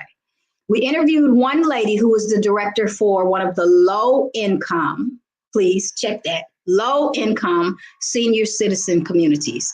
Beautiful. In fact, she was over 2 at that time. And she came in and talked about how while they were raising rent on you and me, they were also raising rent on these low-income seniors in properties that got all these special tax breaks and weren't supposed to be doing that. So she was doing a fundraiser to help them. So many people come in and open our eyes to different things that we just don't know are going on. We interviewed another lady that worked at Grady Hospital. Grady Hospital is renowned here in Georgia. If you're from Atlanta and you say you're a Grady baby, that makes you official. Well, she worked there for many years and she helped people with billing. So she came in and talked about different ways that you can also help take care of your billing, hospital billing, and just having to pay for something over $5,000, $10,000, $50,000, $100,000 sends most people into bankruptcy. They never get to clear up those bills. But there is a lever, and she knew about that as well as other types of income that, disabled people can get. And she came in and talked about all of that. We have found programs where women are knitting prosthetic breasts. That was stop, one more time, because I didn't know anything like that existed. There is a bank for breast milk for women that may be going through chemo or on medication, don't have children, didn't know that there was even a need for that. So that became a discussion also. So we're there to talk about all of that free stuff that's going on, whether it's LAHEAP. LAHEAP helps pay for utilities for disabled people, for seniors, for people in need. There are other programs, and we talk about things all over the country. If there happens to be some sort of a natural disaster, kind of like this thing that just happened in Baltimore, we would talk about, hey, if you need this or that, this is where you would go get it, like the TARP program. Found out about that during one of the floods. I know they're doing tiny homes out in LA. We would discuss things like that also. So that is the Resource Radio Show. It's a lot of fun. We're going to be coming to 109 The Blaze, a brand new hip hop station in Atlanta. I am super excited. We have a community partner that also has jobs. Now, where can you go tune in and find out about jobs? Nowhere. I checked already. So you can find out about jobs, and not only can you find out about jobs, I interviewed her, and she is in my phone as Gloria Hires Felons. So she literally is looking for people that want a second chance. Those are the ones that are hardest, people that had a felon. She looks for jobs that are going to pay you a living wage, $18 and up, hopefully going to have benefits. If not, she's going to have community support for that too. She helps people get the boots if you need the special boots for the job. She has jobs that are highly skilled as well as you don't have to have any skill. And I was kind of like, all right, what kind of job do I need to have no skill? She said, can you throw lettuce in a bowl? Here in Atlanta, we have Fresh Express. Fresh Express puts together a lot of the bowls that you might find in your grocery store that are salads and cut up vegetables and stuff like that. So she literally has jobs that are $18 an hour for people with no skills and a felon. We have Atlanta Hope Builders. They do free trainings. So the training that they do would maybe be forklift, because forklift is very fast. I think they train them in like 3 to 5 days. When you go from working in the warehouse to driving the forklift, that just raises your money, how much money you can make. And it's going to absolutely raise your self-esteem if you're making more money to take care of your family. And then they also had where you could learn how to do editing for audio and for video. So they were amazing. One more. City of Refuge here in Atlanta. Oh, 2 more. City of Refuge, huge. Mwah, mwah, mwah. Love them because they have a whole campus. Now, normally when you think about a shelter, you're thinking, okay, these are men that don't want to work, or they're alcoholics, or they're on drugs or something like that. City of Refuge will make your mouth drop to the floor. They have programs right now that offer cybersecurity classes for free. They have community partners that are Fortune 500 companies right here. Coca-Cola, Chick-fil-A, Delta, they're located right here. They help place them in 6-figure jobs as soon as they're done with the program. Free. I said free, free, free. That's what the show is about. Cybersecurity and coding. They help you get your certificates that are needed. Then they help you get the job. I don't know any place else you can tune in and find out about things like that. So that's what the Resource Radio Show is all about. And then one more, and that was the Red Shield program downtown in Atlanta. I've been involved with them for many years, whether it was donating things to them, going in and doing things for them, really whatever they need. Red Shield program is a Salvation Army program, but what they do that is extraordinary, and a lot of people don't know, if you happen to need to go into a shelter and you're a family, they will want to split you up. Women go one place, men go somewhere else. If you are a family in that moment that you need to be in a shelter, you probably don't want to split up. Red Shield has special placement for that, for families. They try to not split up families, because my conversation was, well, what if you're the dad and you have a daughter? If you're a single dad with a daughter, or you're a single mother with a son, they're splitting you up. That doesn't make any sense. But in the big scheme of things, it does, because of potential sexual assault. So instead, they just split them up. Red Shield doesn't do that. Families can remain together. And then they have a program called the Veterans on the Move program. And they help homeless veterans get a place to stay for up to 2 years. And then they help them with training. So whether it's electrical or HVAC, they're going to give them some sort of training that will help them be on their own and live a good life. And then they'll help place them into a house with very little rent due on that. So those are some of the programs that we cover with the Resource Radio Show. I love doing it. I love helping people. I love the type of people that we get to meet. I have 2 interns on the show. They both came from an interview. So we were interviewing they called them the red shirts. And I saw them at an event. It was an outreach event for senior citizens.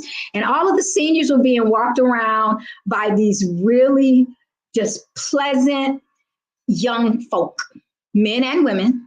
They had their little red shirts on, and there was one lady walking around pointing her fingers. And I said, okay, she's in charge. I want to talk to her. What is this program? And it's a placement that they have for anybody that's going to go through the Atlanta Fire Department.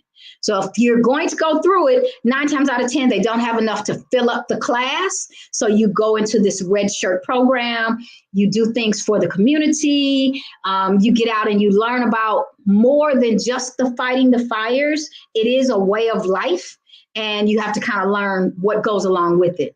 So they came from that. We interviewed their chief, and it was amazing because you would never know that young people were so committed and excited about serving. It was really a really wonderful, wonderful interview for me. Okay, one more. And that was it was a dog program. And the thought was this lady is rescuing dogs. And I told her to come in with some of her success stories. She came in with 4 young people. And that wasn't the story. The story was she was from a very rough part of town. She was ex-military. She had learned to train animals. And she told us that if you're in the hood and you see those little stray dogs, those dogs are often targeted by gangs to desensitize the kids that they have in training for violence. So she's not just saving the dogs, she's saving the kids. And all of those kids' stories about, oh my God, I was afraid of dogs before I got into this program. Oh my God, I just thought that, dogs were horrible before this program. And their parents were very excited about it. And obviously we were very excited about that. Okay, one more. Let Him Eat. Let Him Eat is a chef, and I think he has 3 food trucks, always free. He literally goes and stops under the bridges here in Atlanta to feed people. And in interviewing him, I found out about others. Some of them even have showers, which is not something that most people think of. But with Let Him Eat, he goes and he feeds people for free. That's it. That's all. That's what he does. And he told the story with how he had 1 truck, and I think it was a van. And then, synchronicities happened, and he ended up with a food truck. And then someone came and said, hey, can I sponsor you so that you can just do this and give away food to homeless people that really need it? So that was an amazing story. All right. So I do a lot of things. So we went over to Resource Radio Show, and it is a love child, if I say nothing else. It is a love child for me. I do want to send a shout out to Seema J and the team with CAI Business Group. Visit CAIbusinessgroup.com to complete a free online presence assessment to help your company's social media. And now let's talk about getfreehealthplan.com. All right, so I've been in the beauty business quite a while. Served on Oprah's tour, did the movies, did the videos, did the celebrities. They ain't always nice, but it was fun. I loved it. I felt like that was my tribe. I'm very much a creative kind of person. And I was working at an agency that brought in an AI program. I'm very much a geek. Notice the glasses and the hair. I'm very much a geek. So I've been playing with AI for a couple of years. When they brought it in, I was actually the sales coach. Everybody on my team did over 10 million in production. I'm pretty good at it. And I looked at it and I said, I'm not putting this on my computer. And I said, why? And I said, this is going to take my client's information and sell it to Google without their permission. And they said, oh my God, you're being an alarmist. No, this is just a script coach. And I said, no, the capabilities of this program is a lot more than that. And so I said I would take it to my attorney. Took it to him. He said the same thing. Miss Turner, I'm sure it's not what you're saying. Oh my God, you're being an alarmist. I said, okay, can I give you a personal situation? He said, please. I said, let's say your mother comes to me for insurance and she tells me that she had a horrific car accident a few years ago and she's now on opioids. Now, she said this to me because I'm helping her get a healthcare plan and I need to know details like that so that we aim her at the right plan. I said, but now that information is going to be sold to Google. You know, and I know if your mom being on opioids is out there, you're never going to get it back. And he said, oh my God, okay, well, let me go look at it again. Comes back a couple days and he said, it is exactly what you said. And the capabilities are exactly what you said. And you have two choices. You can leave or you can stay. And so I chose to leave. And getfreehealthplan.com was born. When I first looked at what they call Affordable Care Act plans, it's called the Marketplace. So we've got Medicaid, that's aid for the poor. We have Marketplace, which really helps people that work. And then we have Medicare, which helps people that are over 65 or disabled. Well, the Marketplace fits right there in the middle. Normally, if you make under $50,000, if you're single, you can obviously make more if you have kids. That's that sweet spot. That's where those free health plans come in. And I always looked at it very differently. I felt like if you work at Walmart and you're there part-time, they don't offer you benefits. You can get a Marketplace plan. If you are a 1099 worker, 1099, that means independent worker. You and I both know that a lot of people have jobs now and they're independent workers. So as an independent worker, whether I'm an Uber driver or I'm a CNA, most CNAs, 95% of the CNAs in the United States, they get nothing. They get their pay. That's it. That's all. They can get Marketplace plans. And so independent workers, people coming out of jail, that's going to be your reentry programs. Those are the kind of people that I'm aiming at. Those are the kind of people that I'm trying to help. Those are the kind of people that had no idea that they could do it. And that these plans have so much that's free. The plan is free. Your doctor's visits are free. Often chiropractic and other occupational therapies are free. Generic medicines are free. Again, people didn't know this. Your mental health is often free and unlimited. Then we're talking about free pap smears, mammograms, colorectal cancer, all of your blood panels that you would normally get for just a checkup, free. So 9 times out of 10, if they're working with me, I will say, Mr. Johnson, promise me you're going to go for that free checkup. That's that once a year checkup. I know you ain't been in years. Then I get the text, the email back. Oh my God, my blood pressure was in the stroke zone and I didn't know. Thank you for making me promise. So trying to get people to know about it, it is just a passion of mine because it's kind of one of those things that if you didn't know that you had a Batmobile, so let's say you got this, what you think is a Mini Cooper, and you go to trade it in.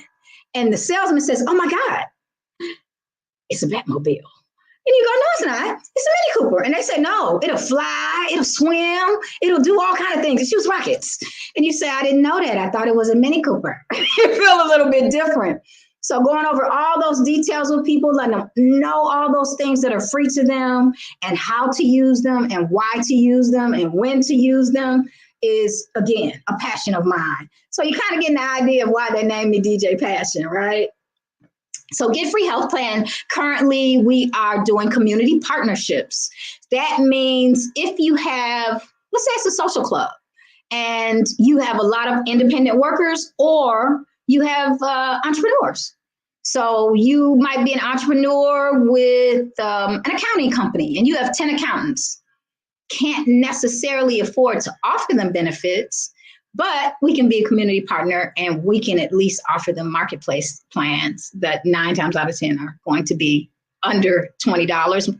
98% of the plans that I've written, and I've done over 14 million, are zero per month.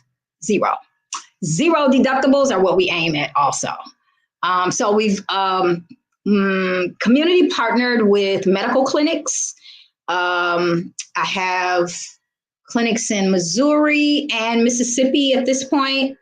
And then we also help with reentry programs. We're negotiating with the city of Atlanta right now to try to help them. So reentry programs means people that have gotten out of jail. So the thought on that is when you go in, they do a full panel. They check everything because they want to know what they're bringing into their population. What's your status? When you come out, they just let you go. Yeah. Now they've set you aside on the regular community and we have no idea, and you probably have no idea.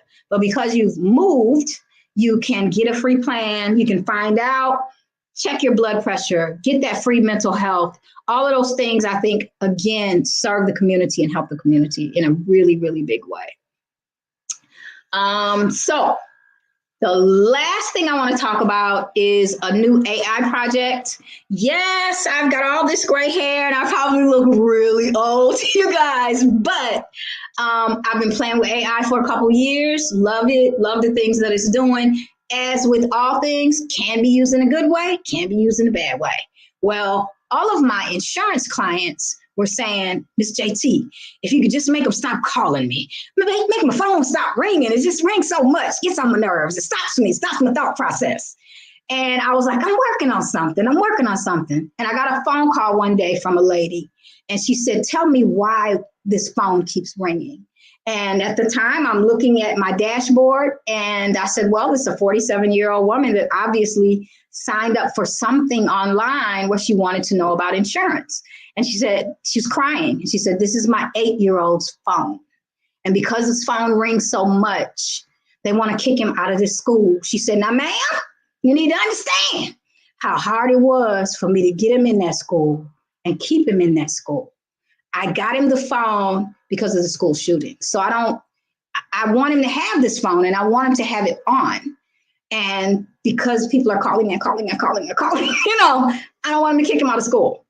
So long story short, I started working on AI plus machine learning and FTC protocol, Federal Trade Commission. They're the ones that write the do not call list legislation and set up what needs to be said to people that call you to make the cycle stop. I found that most robocallers, when you call, they'll give you the do. This call has been disconnected or something, but none of those things stop the calls. I've sat at a dashboard where I said, hey, our company has called this person, Miss Johnson, 7 times today. Well, she didn't answer, call her again. So what happens is you get put right back in the queue. You stay in line and they just keep calling. This stopcallingmyphones.com helps stop the cycle, because they are potentially up for $51,744 fine for any violation after you run that protocol. So AI will run the protocol for you. You can pick up the calls when you actually want to talk to somebody. It's brand new. We're in beta testing now. I can't believe I'm like a tech founder at this age, but it's something that's really needed. And I'm so happy to be able to try to put something out there like that for people. Never thought about the lady with her son even being a situation, but hopefully we're going to be able to help some people with this. So it's a free thing, easy to sign up. And those are basically all of the different things that I do. I am an author. I help people, Amazon bestselling author, actually. I do help other people publish their books if they're interested. Usually I'll kind of know that there's a book in them or they started writing one, and I'll just ask, have you thought about publishing? And then I'll be happy to help them.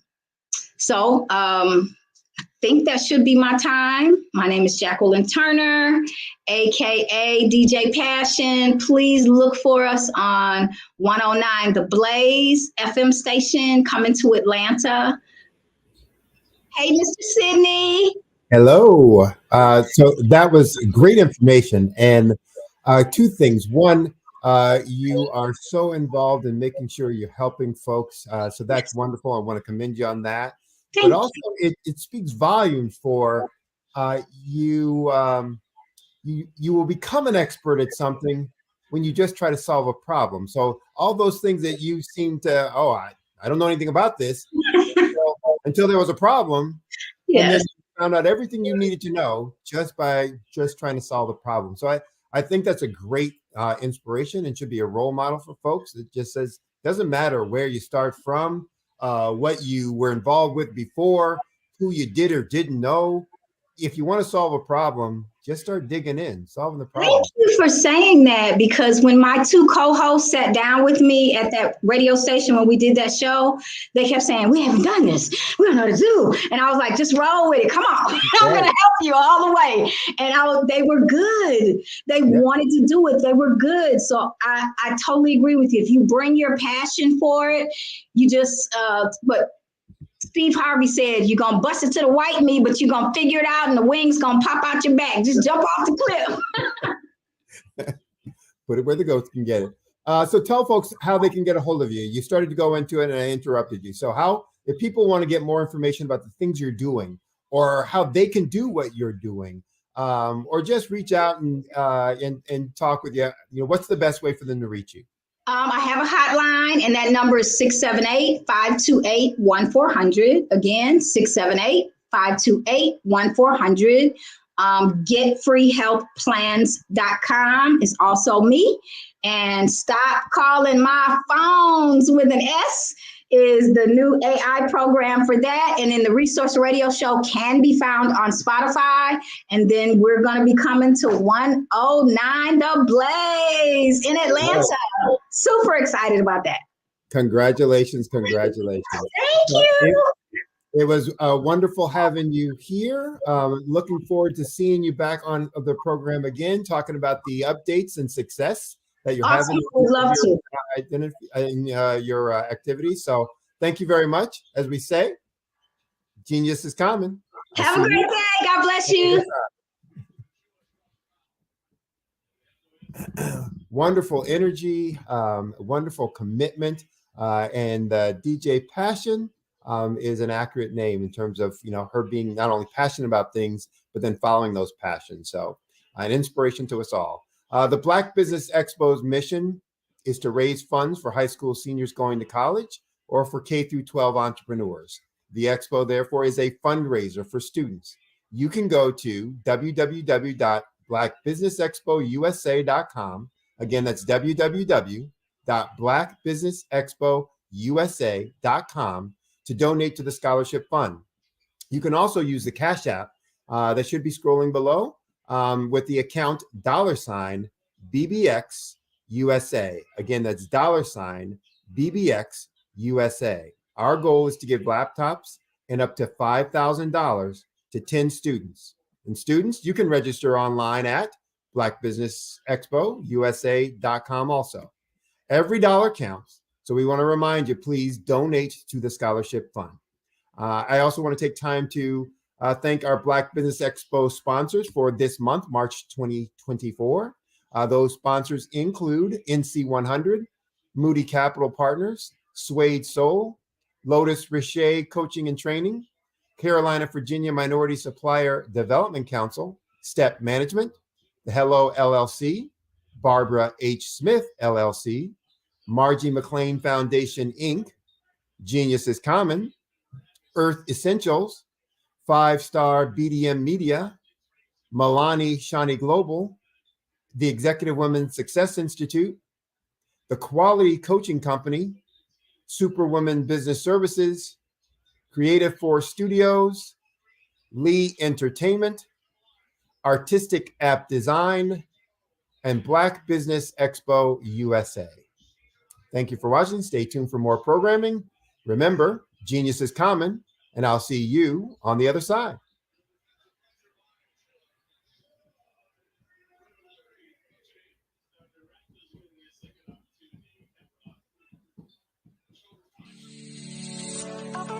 Did you know that our black dollar only lasts for 6 hours in our community?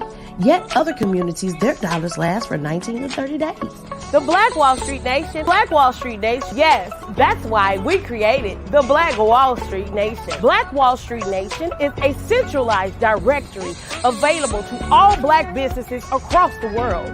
It was created for businesses like you, the ones that want to start and the ones who have a dream that have already started, such as businesses like Drop in a Bucket Productions, Valito Foods, Sugar Tea Branding Firm, All the Dazzle, Bun Cakeaholic, Miss Riot, and you.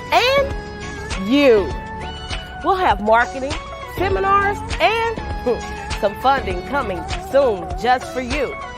So, we want you to come and join us. www.blackwallstreetnation.com. See you there.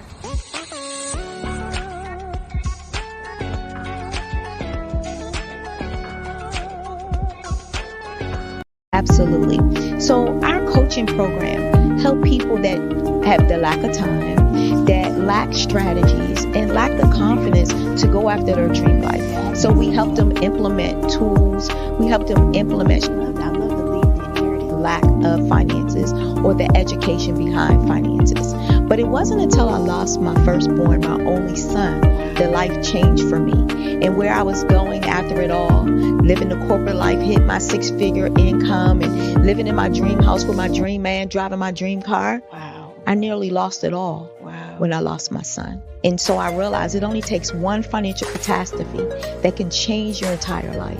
That's what made me start All New Beginnings. Because no matter what's going on in life, there's a new beginning. And because of that, we develop a program called Wise Minded. My little slogan is, don't just dream it, let's live it. If they want to connect with you or work with you, what is the best ways for them to be able to do that? Well, for my social media guru, you can connect with me on every single social media platform as Tanya T. Rose.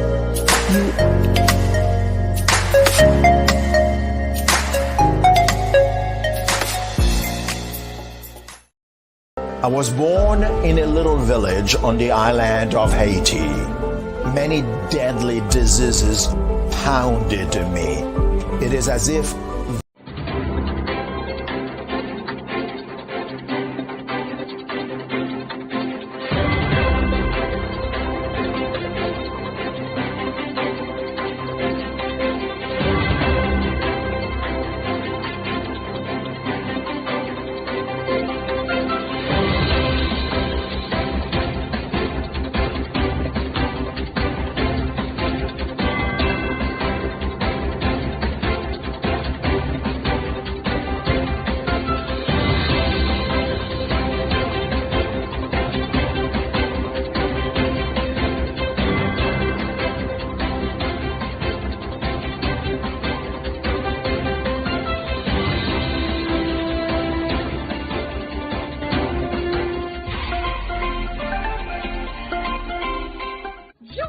Dr. Eric Kelly III and a host of phenomenal speakers from all around the globe for this 7-day virtual event that you don't want to miss.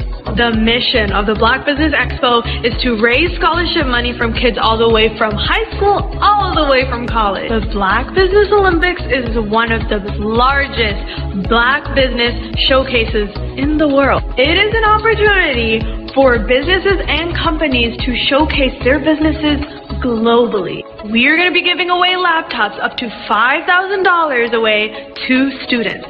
Again, I'm Olivia Appleberry, the founder of 2 Cents Finance and one of the speakers for the expo. I am so excited to see you there. For more info, go to www.blackbusinessexpousa.com or call 919-308-9090 and hope to see you there. I am Black Business. From the moment I wake until the time I sleep. Yes, I am Black Business. I am Black Business. Tell me, are you Black Business? I am Black Business. Do you support Black businesses? Listen, I support Black business because I am Black Business. Black Business Expo, one of the largest business showcases in the history of Black business in the world. The world! Sign up today at www.blackbusinessexpousa.com or call 919-308-9090. I am Black Business. I am Black Business. From the moment I wake until the time I sleep, I am Black Business. I am Black Business. Are you Black Business? I am Black Business. Do you support Black businesses? I support Black business because I am Black Business. Black Business Expo, one of the largest business showcases in the history of Black America in North Carolina. Join Dr. Eric Kelly III and a host of phenomenal speakers from all around the globe for this 7-day virtual event that you don't want to miss. The mission of the Black Business Expo is to raise scholarship money from kids all the way from high school, all the way from college. The Black Business Olympics is one of the largest Black business showcases in the world. It is an opportunity for businesses and companies to showcase their businesses globally. We are going to be giving away laptops up to $5,000 away to students. Again, I'm Olivia Appleberry, the founder of 2 Cents Finance and one of the speakers for the expo. I am so excited to see you there. For more info, go to www.blackbusinessexpousa.com or call 919-308-9090 and hope to see you there. I am Black Business. From the moment I wake until the time I sleep. Yes, I am Black Business. I am Black Business. Tell me, are you Black Business? I am Black Business. Do you support Black businesses? Listen, I support Black business because I am Black Business. Black Business Expo, one of the largest. Hello, I am Dr. Eric Kelly III, the visionary strategist and founder of the Black Business Olympics. I invite you to showcase your Black-owned businesses on the Black Business Network global stage. The Black Business Olympics is a global Black Business Network platform that propels Black-owned businesses into the international spotlight. By showcasing your business on the Black Business Olympics platform, you can reach a worldwide audience of potential customers, partners, and investors. You can also establish yourself as a thought leader and expert in your field, attract lucrative partnerships, and more speaking engagements. In addition, the Black Business Olympics platform provides a valuable opportunity to connect and collaborate with like-minded entrepreneurs and business professionals from around the world. This can lead to new business opportunities, ideas, and relationships. Finally, by sharing your story and expertise on the Black Business Olympics platform, you can inspire and empower others. This is a powerful way to make a positive impact on the world and leave a lasting legacy. If you are a Black-owned business owner, I encourage you to seize the opportunity to showcase your business on the Black Business Olympics platform. It is a once-in-a-lifetime opportunity to make an indelible mark on the world. Be one of the 1,000 visionary entrepreneurs who are changing students' lives, shaping industries, and leaving an unforgettable legacy for their families. Unleash your voice on our global stage and watch your business thrive. Black Business Olympics is one of the largest black business showcases in the history of black business in the world. Yes, the entire world. Just give me a call today at 919-308-9090.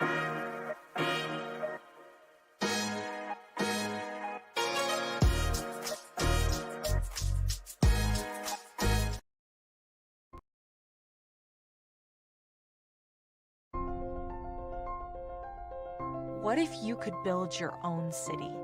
A place where every child can find nurturing people to help them achieve their full potential.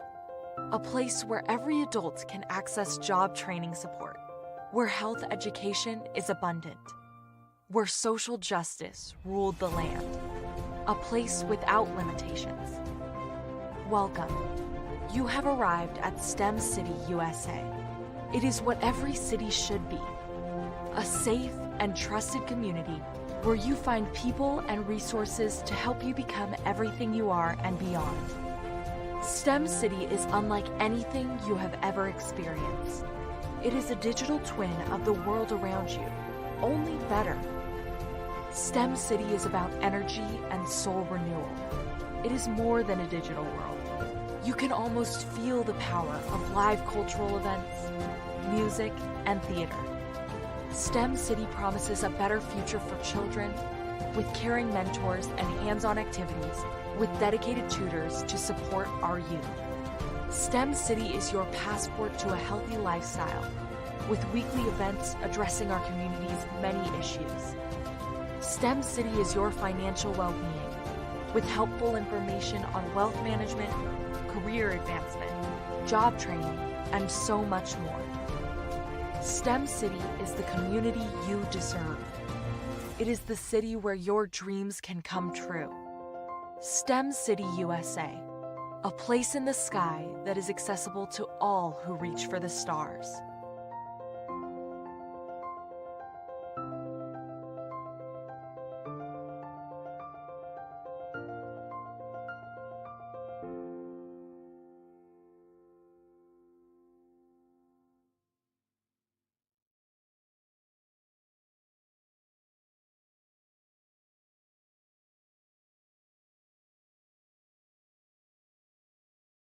Are you a forward-thinking entrepreneur or business owner?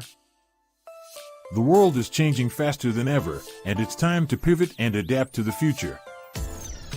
Hello LLC is here to help you do just that. Hello stands for helping enterprises leverage leading-edge optimizations. Our innovative solutions can streamline operations, reduce overhead costs, and give you a competitive edge in a market projected to reach $5 trillion by 2030. By pivoting to the metaverse, businesses can tap into a rapidly growing market that is projected to be a significant part of daily life for 25% of Americans by 2026. As a full digital metaverse agency, the Hello LLC can help you create custom solutions to streamline operations, increase productivity, reduce costs, and drive brand recognition. Why should you pivot to the metaverse with the Hello LLC? By leveraging cutting-edge technology, you can provide immersive experiences for your customers, expand your global reach, and unlock new revenue streams. Contact us today to make the pivot.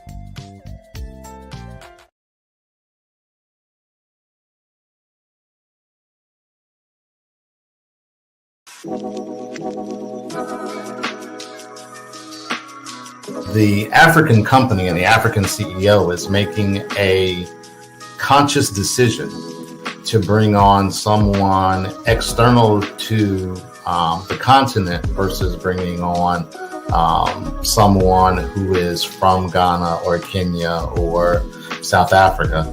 And so the skill sets of the people that we take through our executive leadership training program and ultimately on the placement, obviously have to be extremely high caliber. So what we look for are corporate executives at the vice president to C-suite level, as well as Black entrepreneurs.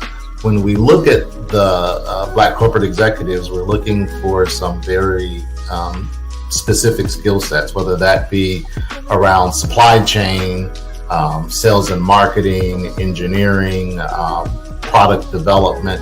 We want our folks to be able to add immediate value to the corporate board, right? And the other thing is, even if they don't necessarily have specific industry experience, they're bringing a diversity of thought.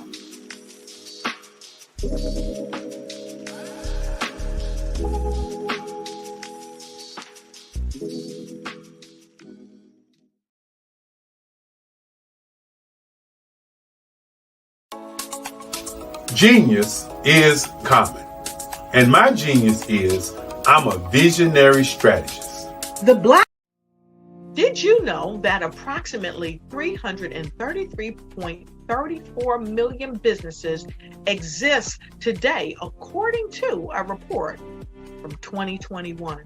And you may be one of those businesses, or maybe you're not in the business market yet, but you're aspiring to be a business owner.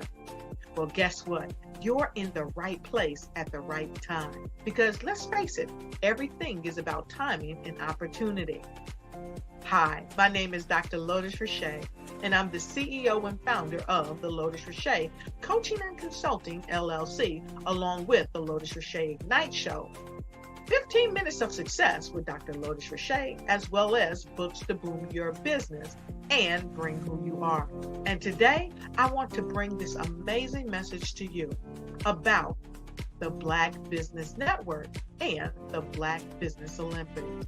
See, the Black Business Network and the Black Business Olympics is designed to help people just like you, that's right, that look like me, to take their business to the next level. Not just in your front yard or your backyard, but globally. The Black Business Network and Black Business Olympics is designed not to just help you survive, but to help you.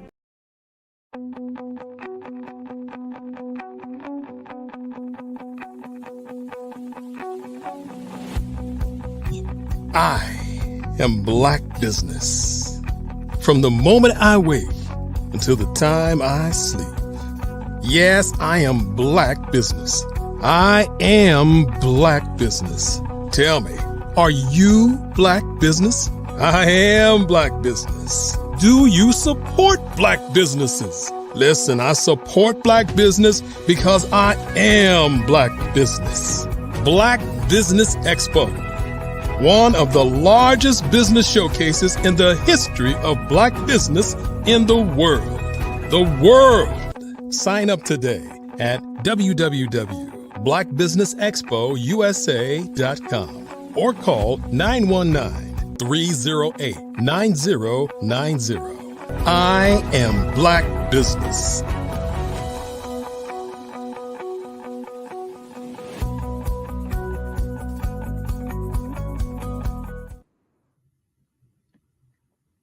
Good afternoon, business owners, entrepreneurs, thought leaders, and corporations. Welcome to the Black Business Network. My name is Sidney Wormsby, and I'm your business moderator for this afternoon on the Black Business Network. The Black Business Network is a 24-hour business network showcasing Black businesses, business owners, entrepreneurs, and thought leaders worldwide. We have speakers from North Carolina, from London, Singapore, Africa, Japan, and from cities all over the United States. The Black Business Network is a global community sharing its business knowledge to empower, to inspire, and to educate businesses about business. Our next speaker is Ms. Jacquel Tucker. Ms. Tucker is another one who's full of passion and fire. And she often comments, growing up in rural Jamaica, if someone had told her that living there in rural Jamaica with her parents and 8 siblings, that one day she would feed up to 2,000 families monthly in the U.S., and that it would happen during the worst pandemic in world history, she would have laughed and told them no way. So her first break came from an academic when she received a scholarship to the University of Maine, one of 20 of those scholarships, full scholarships that was offered to other students in Jamaica. And following her graduation there, she started off in a career in leadership in hospitality industry, ultimately moving to an executive leadership role and position in sales and marketing. Have you ever felt in your life where you've kind of felt like you're on a wheel, like a hamster running in circles, getting nowhere? She actually felt that way as well in her life. And in 2016, she felt she could no longer deny the call of God in her life to serve others in a major way. And so she walked away from her executive career and launched her nonprofit, the Jamaica Project USA. And the mission of that organization is to transform rural schools and communities in Jamaica and serve families in her state of Georgia, USA, that is. With her 25 years of leadership experience, she launched her own consulting company in 2016. Quite active and passionate person about wanting to help others. So if you would help welcome me or welcome her to the stage, help me welcome her, Miss Jacquel Tucker. Thank you so much, Sydney. Man, are you a busy person? The business, and then there's a nonprofit. So yes, it is a busy life. Yeah, and it sounds like a very productive life. 2,000 families a month. Yes. We got to hear about all of that. And is that through the business or that through the not-for-profit? Through the nonprofit. The nonprofit. You were in hospitality for one of the hotels, or in what segment? Yeah, so I was a former director of sales and marketing in the hospitality industry.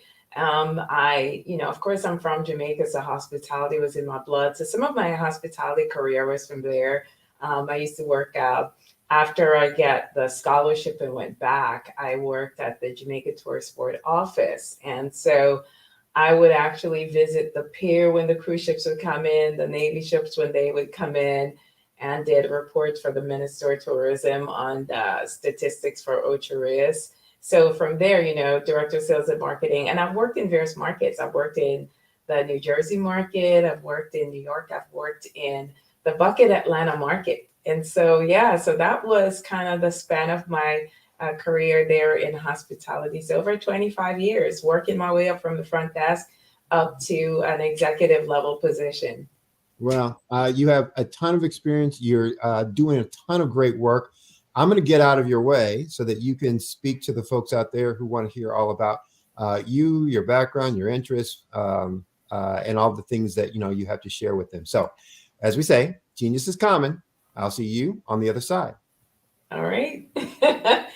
Well, thank you all so much for having me here, and for everybody who's tuning in. Again, I'm Jacquel Tucker. I'm an entrepreneur and also a nonprofit founder. So thus, Sydney saying about my busy life, but busy, he also said a word, productive, right? It's about getting things done. And so my goal for you today is through my journey, is to know that, yes, you can make a significant impact with your life. You can actually establish something and grow something, whether it's going to be a business or a nonprofit, that's going to have a generational legacy. You're going to be able to build that, and then to be able to live in uncapped potential. All right. And so if I were to just share a little bit more about the business side, you've heard about the nonprofit, so I'll touch on that too. But to get started, let me just share about the business side. I'm a business, brand, sales, and marketing strategist. I'm a pretty comprehensive person to get you from start to launch and to grow. And so my goal is I work with professionals. I work with small businesses, and I also work with nonprofits. And for professionals, my goal is to really help professionals, get the dream out of their head and heart and get launched. So it's really to build, brand, and launch your purpose-driven business, or whether it's going to be a nonprofit. And that's so that you can have a greater impact. You can have uncapped potential, even in the areas of income, and also be able to build your own generational legacy instead of just helping everybody else build theirs. Okay.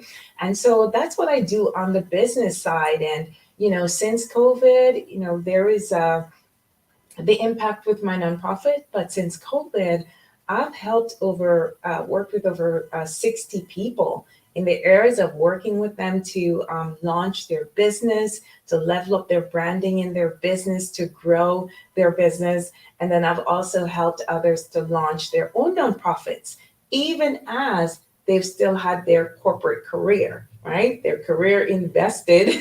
They use their career as an investment to start the dream that's on their heart. And so that is my goal on the business side. And that's mainly what I'm going to be talking about today. But on the nonprofit side, you heard about the 2,000 families impact, but it didn't just start there. I had to start small with when the dream was laid on my heart, when God said, this is how you need to impact other people, not just work to make money as a career or even as a business, but you need to give back to others that are less fortunate because you've walked in their shoe, right? So we are meant to really be successful so we can impact in the areas that we've had to overcome, reach back and impact those people, right? So they can experience the success that we've had and they can overcome as well to become their best. All right, so the 2000 impact came of me starting with what I had, with where I was, and with who I know. And it started with going to Jamaica with 3 other people, my husband and my parents, and 3 barrels of items to help a couple of people in a community.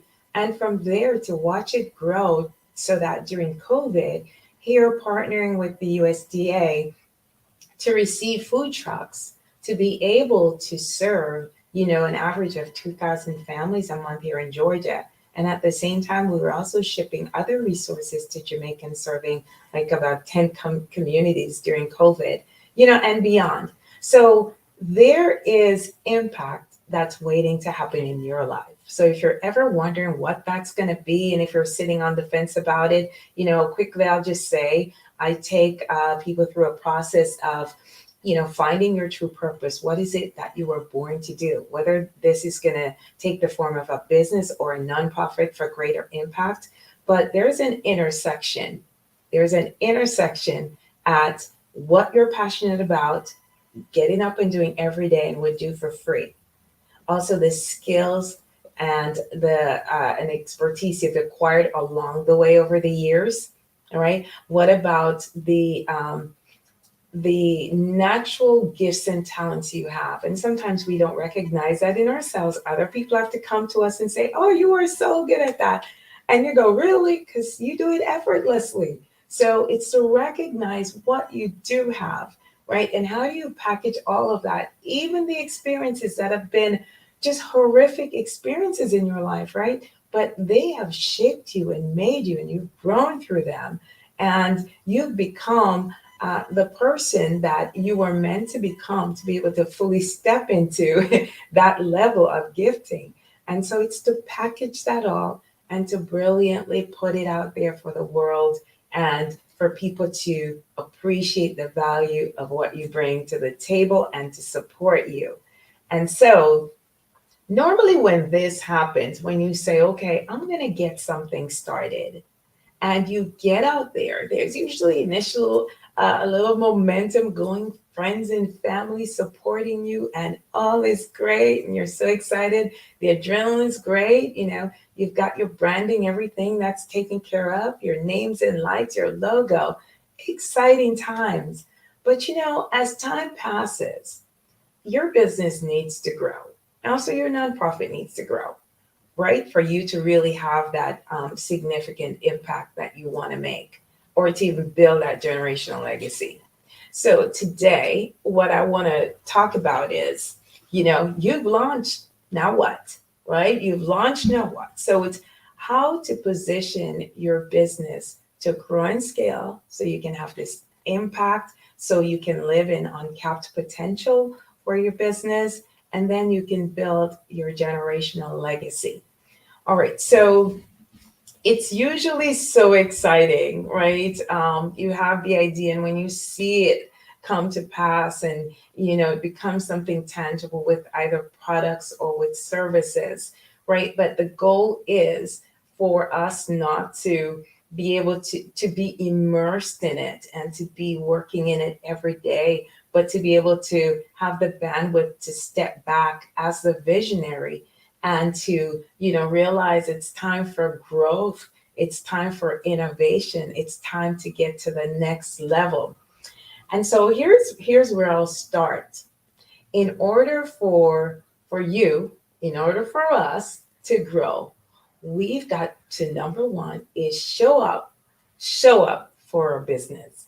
Now, that may seem natural enough for some people, but for others, it's not. It's like they've birthed this baby and they want someone else to take it and show it to the world and say, here it is. Here's the dream that's launched. But you've got to show up for it. The first thing is to get in front of it.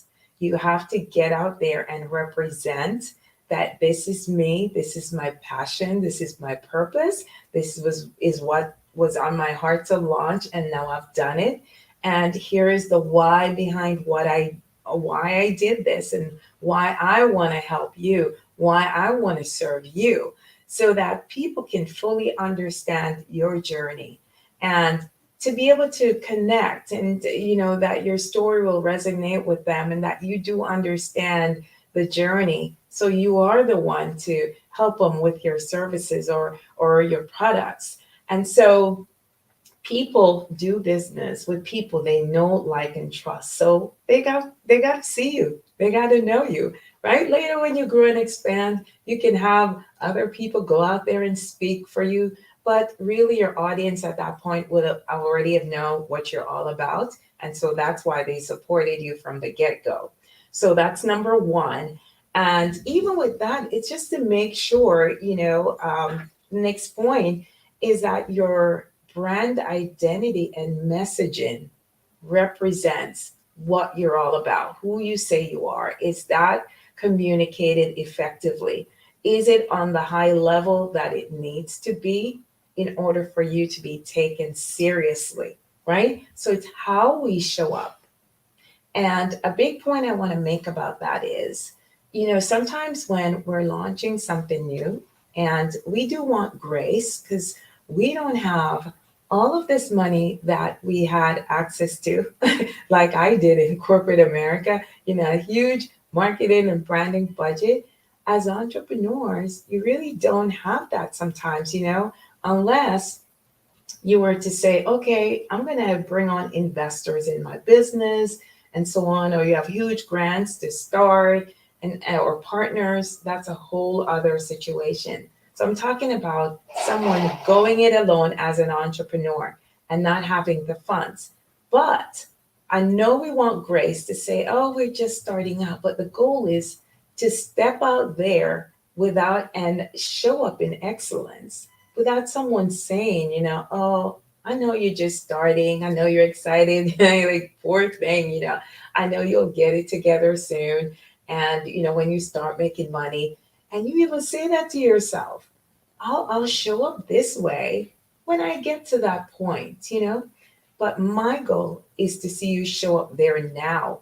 And one of the ways to actually do this is to first and foremost benchmark yourself against the best of the best in the field that you're in, right? In the segment that you're in. So whatever services or products you've got, there are people that are performing at the highest level in that space. You've looked at these people and you've said, they inspire me. One day I want to get to that point. So the goal is to take the top 3 people, whether they're influencers or whether it's a type of product or service that you've seen, and to say, this is the top 3. And the next thing you're going to do is, okay, what makes them show up in excellence right now? What does it look like? Why do they look so professional and look like they're at the top of their game? The goal is for you to start showing up as if you are already there, right? What would it look like if you stepped out and you already look like where you're going? That's one thing that even worked for me in my hospitality career, If I wanted to go to my next level, the next job, and I'll say that to anyone right now, even if you still are on your career path, if you want to go to your next level in business or in your next job, you want to show up for where you already are trying to go, right? You have to be as if it were, and it starts with your mind. You have to say to yourself, yes, I'm already there. I know I just need people to see it, but start behaving that way. And your mind has to get to that destination before your body actually, in reality, actually does. So it starts right here with us saying, you know what? I'm stepping out there and I'm the best of the best. And my goal is to show up that way. Now, showing up in excellence doesn't mean that you had to go and, for example, in your brand, build a $50,000 website as that other person that has, right? It means that you're going to look at what they have and you're going to say, okay, how can I get to that point? What are the fundamentals they've used to get to that point? So say, for example, a website, right? It's really clean, concise copy with white space. It's really high professional resolution photos. You know, it's me crafting my story in such a way that captures the people that I want to connect with. What are these fundamentals that I can work with right now, hone in on, and to be able to show up this way? So from the get-go, you're stepping out at a high level that you are proud to step out at, right? So that is how you show up. If you want to grow, show up for where you are trying to go, right? So I hope you're picking up what I'm putting down, as there are others who like to say. All right, so showing up as well is showing up on social media platforms and in person. So make sure all of these assets are established, your website, your social media platforms, and they really emulate your branding and this level of excellence, and show up consistently so that you can attract people to you. A lot of times we're focused on doing the chasing and like, yes, I've got this, everybody. I'm here. Get this, get that from me, my service, my products. And you feel like you're selling all the time. But really, it should be an ebb and flow situation of you, yes, is sharing what you're about, what you love to do, what you have to offer. And people raising their hand and say, yes, I want that. And then in another way, it's you just showing up and showing your passion and your excitement for doing what you do, showing how that you're helping to make people's lives better.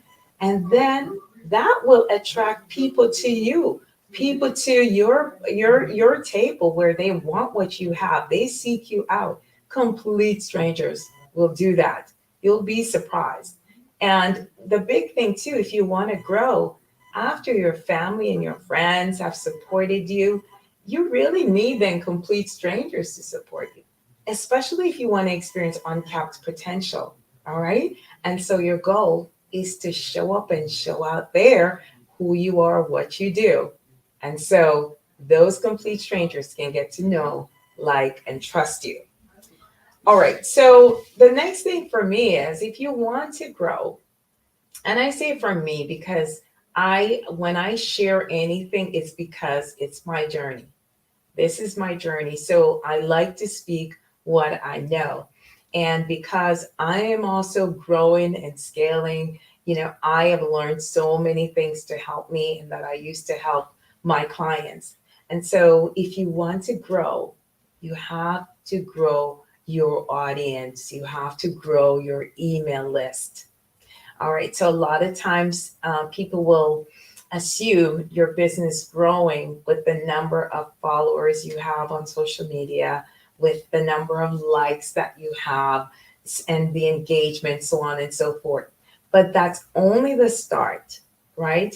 To really grow your business, your biggest real estate that you can have right now in terms of your audience is your email list. And look no further than, Super Tuesday that just happened. Did anyone notice, social media went down? And then people have lost access to their social media accounts for one reason or another that they got or they didn't get. Like, why did this happen? But think about it. If your audience just lives there and you have no connection to build something deeper and more consistent of a relationship and a platform on which to share even more value, think about what can happen if one day you can't get into your account online and that's it. And also what happens when you share something on social media and someone misses 5 days of being on there, right? You miss a day, you miss a lot. The algorithms may not show, what you put out. It definitely doesn't. To 100% of your audience, it doesn't.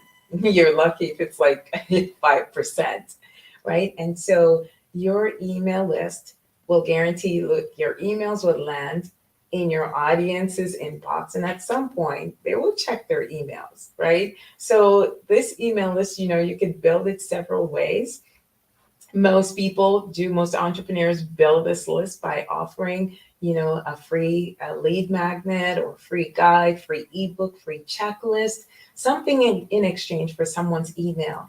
Also when you go to speak somewhere, that's a big opportunity to grow your email list. So ask people for their emails, not just have people say, oh, I'll reach out to you. I'll just go to your website. Take the initiative, be proactive and to say, hey, I'd love to have your email address. Or I have this free guide for you. And once you sign up, you click to sign up, scan this QR code on my card, sign up and it'll put you right on my email list. And I'll continue to share great value with you. And these are then the same people that you nurture who then say, okay, I'm ready for what you're offering. I'd like to go ahead and support you. And this is how you grow your business.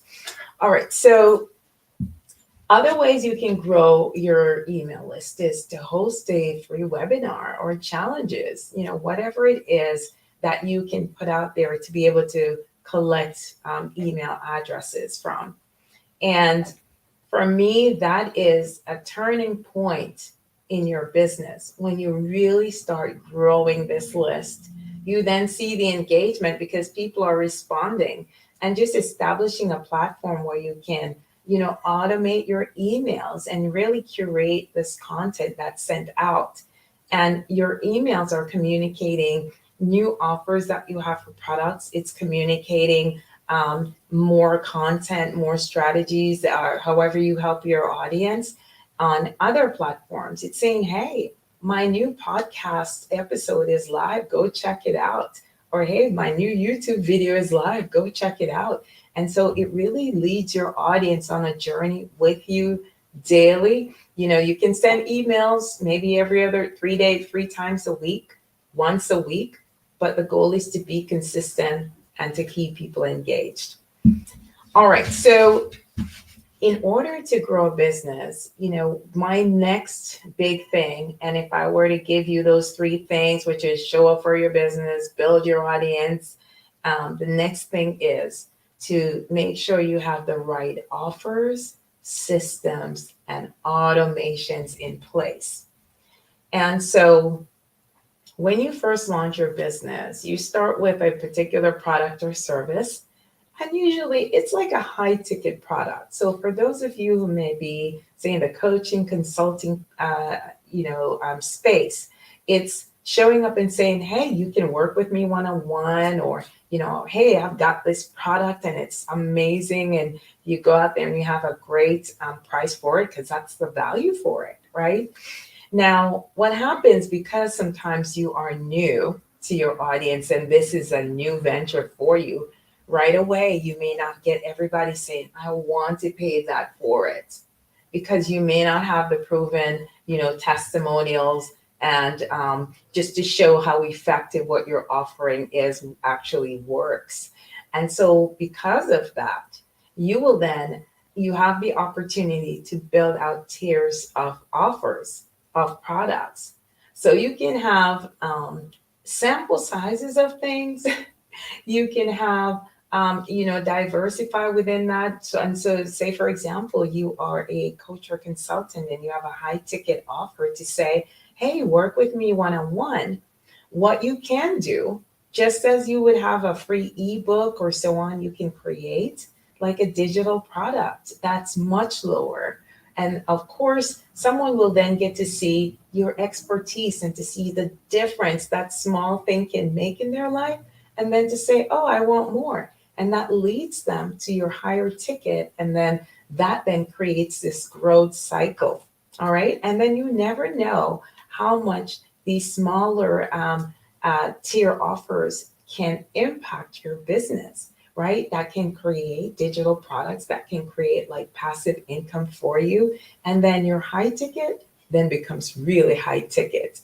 Okay. So if you're selling products, it could be a smaller size of that, or, some other product line within that product that is still, a great seller. It's just like if you're selling, makeup and it's expensive foundations and all of that, you say, okay, you know what? I'm going to do a lipstick. Maybe people can try that, or a chapstick or something. And they go, wow, the quality of this is really good. Or for those who may have other kind of body products. So just think about these things, having the right offers, but then having different levels of the offers, not to get yourself overwhelmed with too many things at one time, but maybe have two things. You may have like an entry level offer and then your higher tier offer. So 2 or 3 things max, but they all work together, right? To help build your company and build your brand. So in regards to systems and automations, in order for you to grow, because I want you to think about this.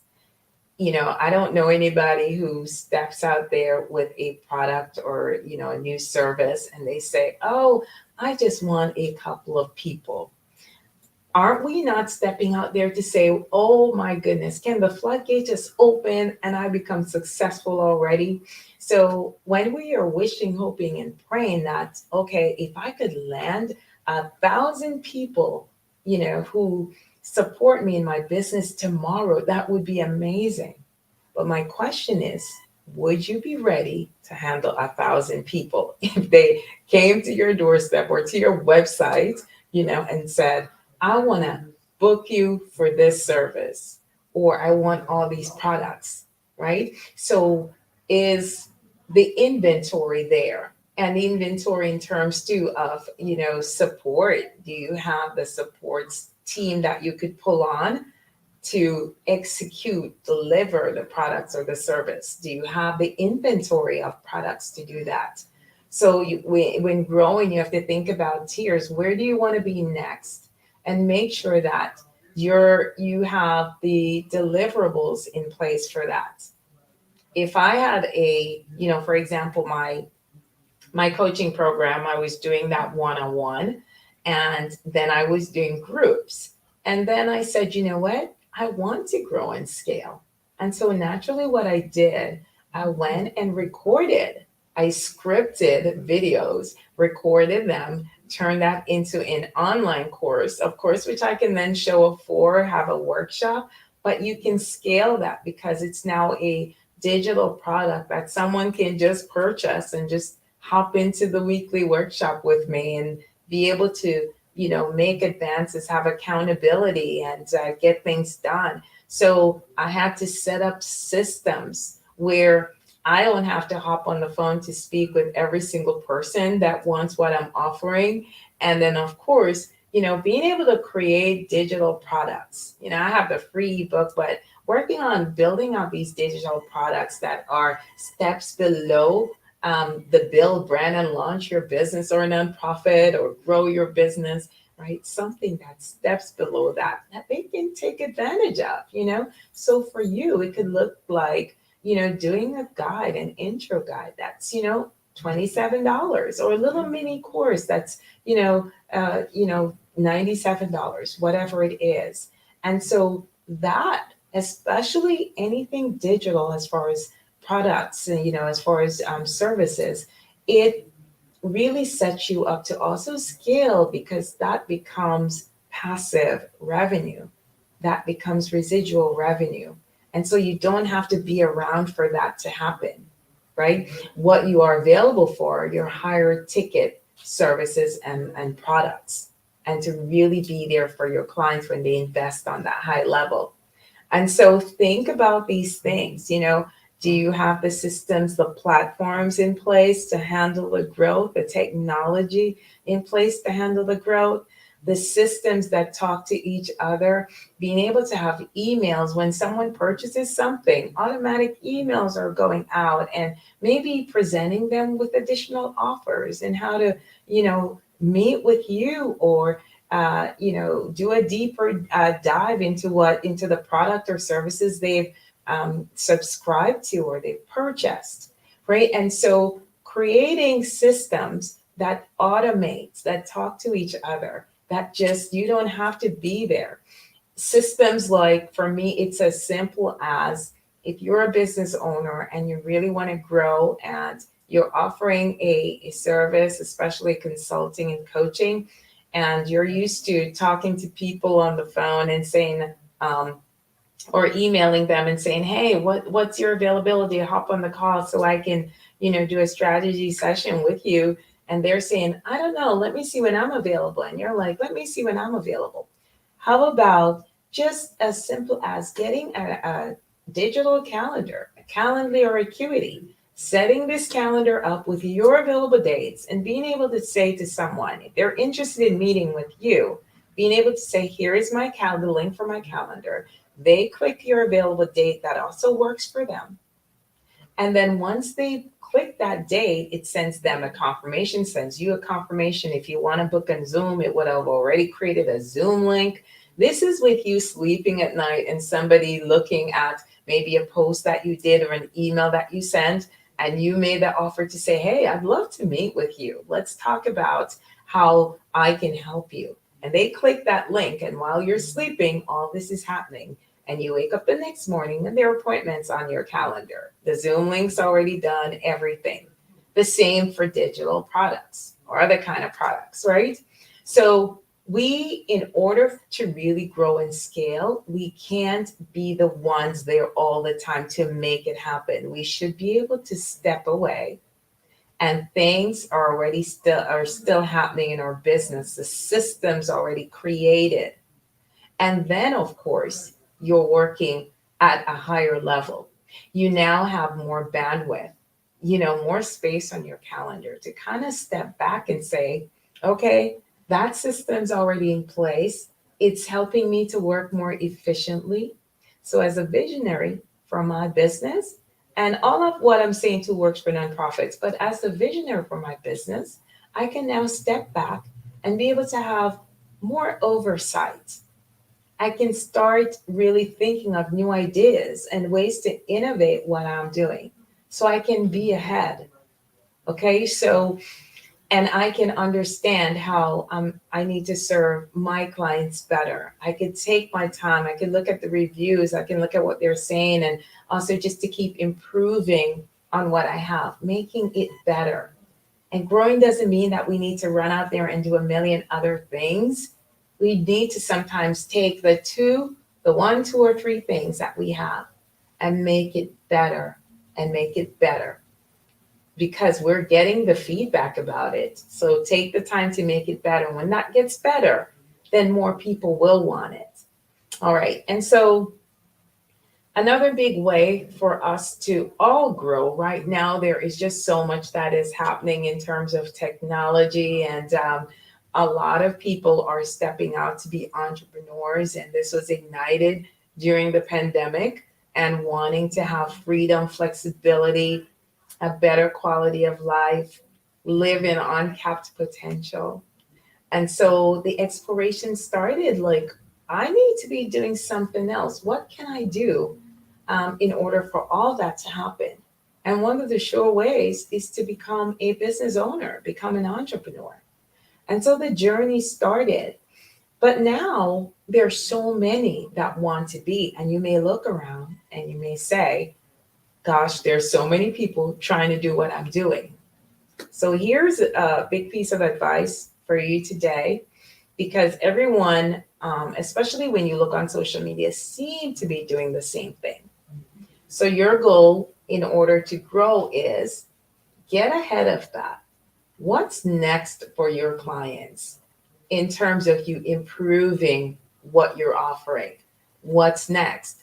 And it really is going that route that everybody hasn't caught on yet. Everybody's not doing this.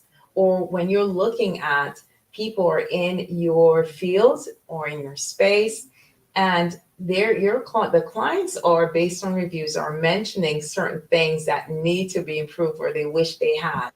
It's for you to pay attention to that and see what's missing and add it to service or use it to upgrade your product. And then it sets you apart. And then with that, growth comes. And so I'm excited to see you grow and scale. Like I said, it's so great to step out there. But initially, it's wonderful. A few people support you, the adrenaline's going.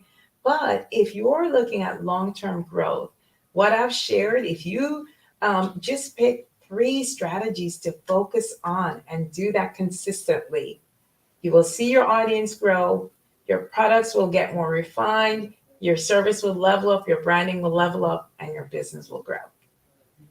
Thank you so much, Jaquel, for all of the information and insights. And it's spot on, every bit of it. And so I know folks got a lot out of it.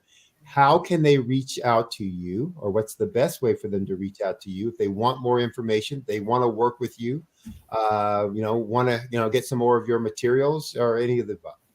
Okay, awesome. Well, for more of my materials, I actually do have a YouTube channel under Jaquel Tucker. So I go more in depth into some of these strategies.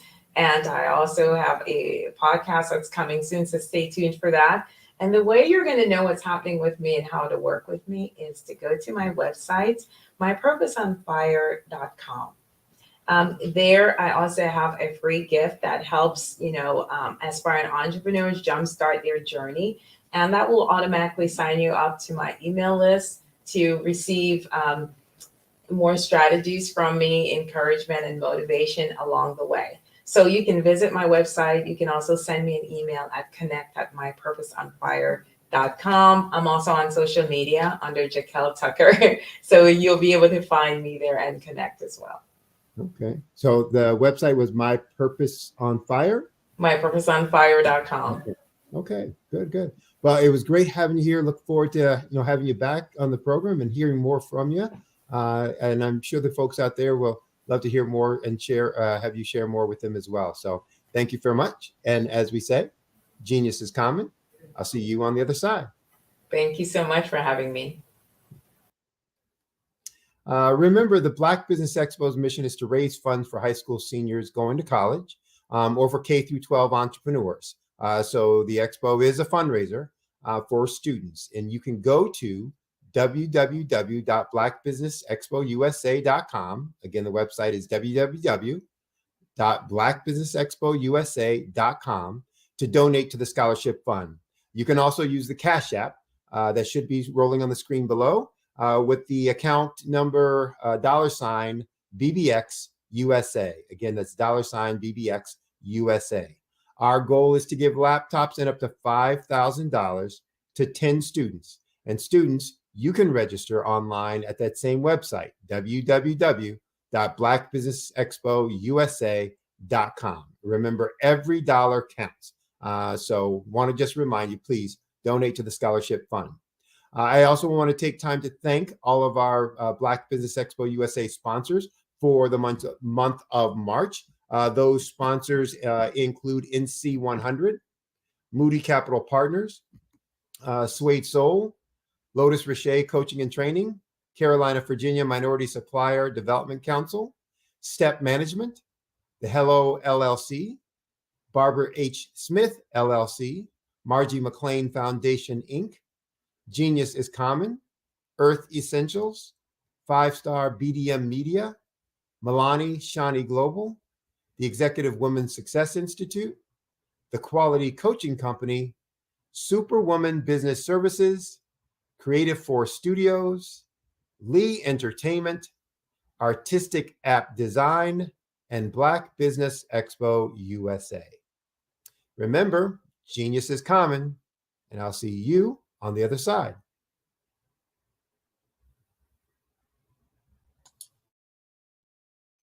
Hi, I'm Barbara Smith. Genius is common. My genius is executive coaching and professional corporate training. As the master executive coach and corporate training ambassador for the Genius is Common movement, I help business owners craft their stories in such a way that you know exactly what they do, what they have, and what they bring to the table. Many times as business owners, we are asked, so what do you do for a living? And we could be crushing in our businesses, but we're not quite sure exactly what to say in a short amount of time. Well, I help you take those stories that are the reason why you're in business and why you're so passionate about your business and craft them in such a way that people are drawn to you as opposed to being repelled by you. Because every conversation, every time you talk to someone about your business, you are excited about it. But are you really conveying what you do, what you have, and what you bring to the table? And do really people understand why you care so much and why they should care that you have the solution to their problem? Well, I'm here to help you with that. As a master storyteller, I can help you with your stories and spin them in such a way that they are intriguing and fascinating. People want to listen to you talk about your business. That's why at the Genius is Common movement, I am the master executive coach and professional training ambassador.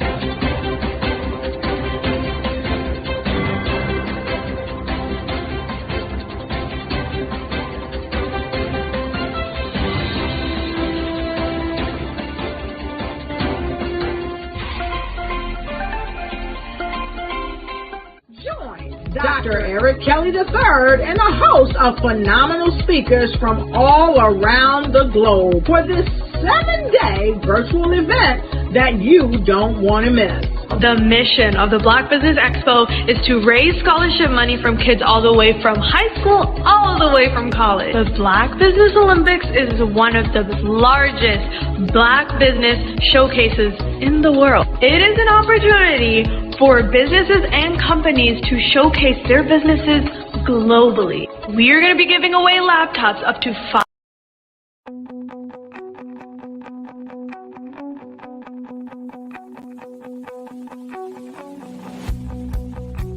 I am Black Business. From the moment I wake until the time I sleep. Yes, I am Black Business.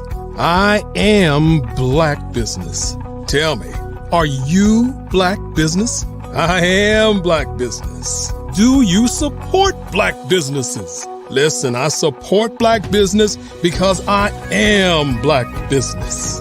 Black Business Expo, one of the largest business showcases in the history of Black business in the world. The world. Sign up today at www.blackbusinessexpousa.com or call 919-308-9090. I am Black Business.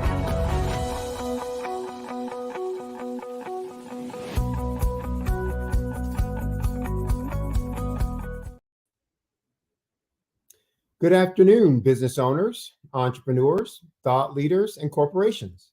Welcome to the Black Business Network. My name is Sidney Wormsby, and I'm your business moderator for this afternoon on the Black Business Network.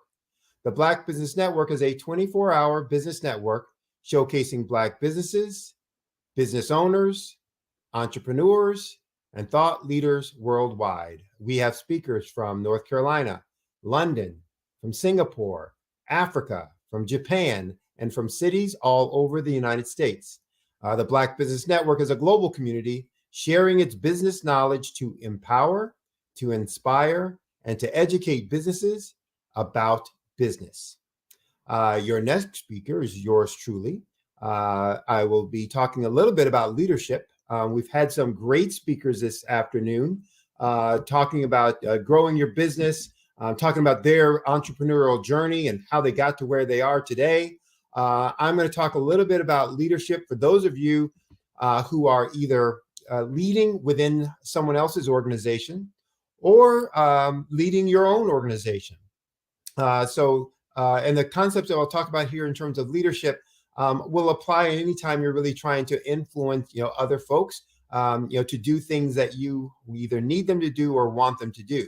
But I talk about change not only from a transformational, when things are going bad perspective, and often that's when we think about change. That we think about change when something's going wrong and we need to course correct. We need to go in a different direction. We need to make something different happen. And therefore, we think, I need to change this. I need to come up with a new strategy. I need to get folks to do things differently, et cetera. And that's accurate. That's true. That is an example of change. But when I'm working with my clients on growing their business, what I want them to understand and what I help them to see is growth, even positive growth, is a change. And therefore, we need to really implement, techniques that are effective when we're trying to impact change, and that we need to use leadership style and strategies that are conducive to change management. So we'll talk about that. Change in general is, not something most people are comfortable with. Change is something that is usually makes most people anxious, makes most people nervous, makes most people fearful, even if it's a change that they want to make, because change is really about the unknown, the uncertainty. It's the dark forest, that we're going into, but we don't know what's on the other side. It's the curtain that behind which we don't really know what's there, or the door that's closed, and when we open it, we're not sure what's going to come out next. And in fact, many folks much more famous and popular than me have made lots of quotes about change and its effect on the impact on people. Peter Drucker, who's a famous consultant, business coach, business consultant, once said of change, the greatest danger in times of turbulence is not the turbulence itself, it's the act, it's to act with yesterday's logic, meaning that, look, the turbulence, that's causing the change isn't the danger. The danger in change is to act with the thinking that you had from prior to the change.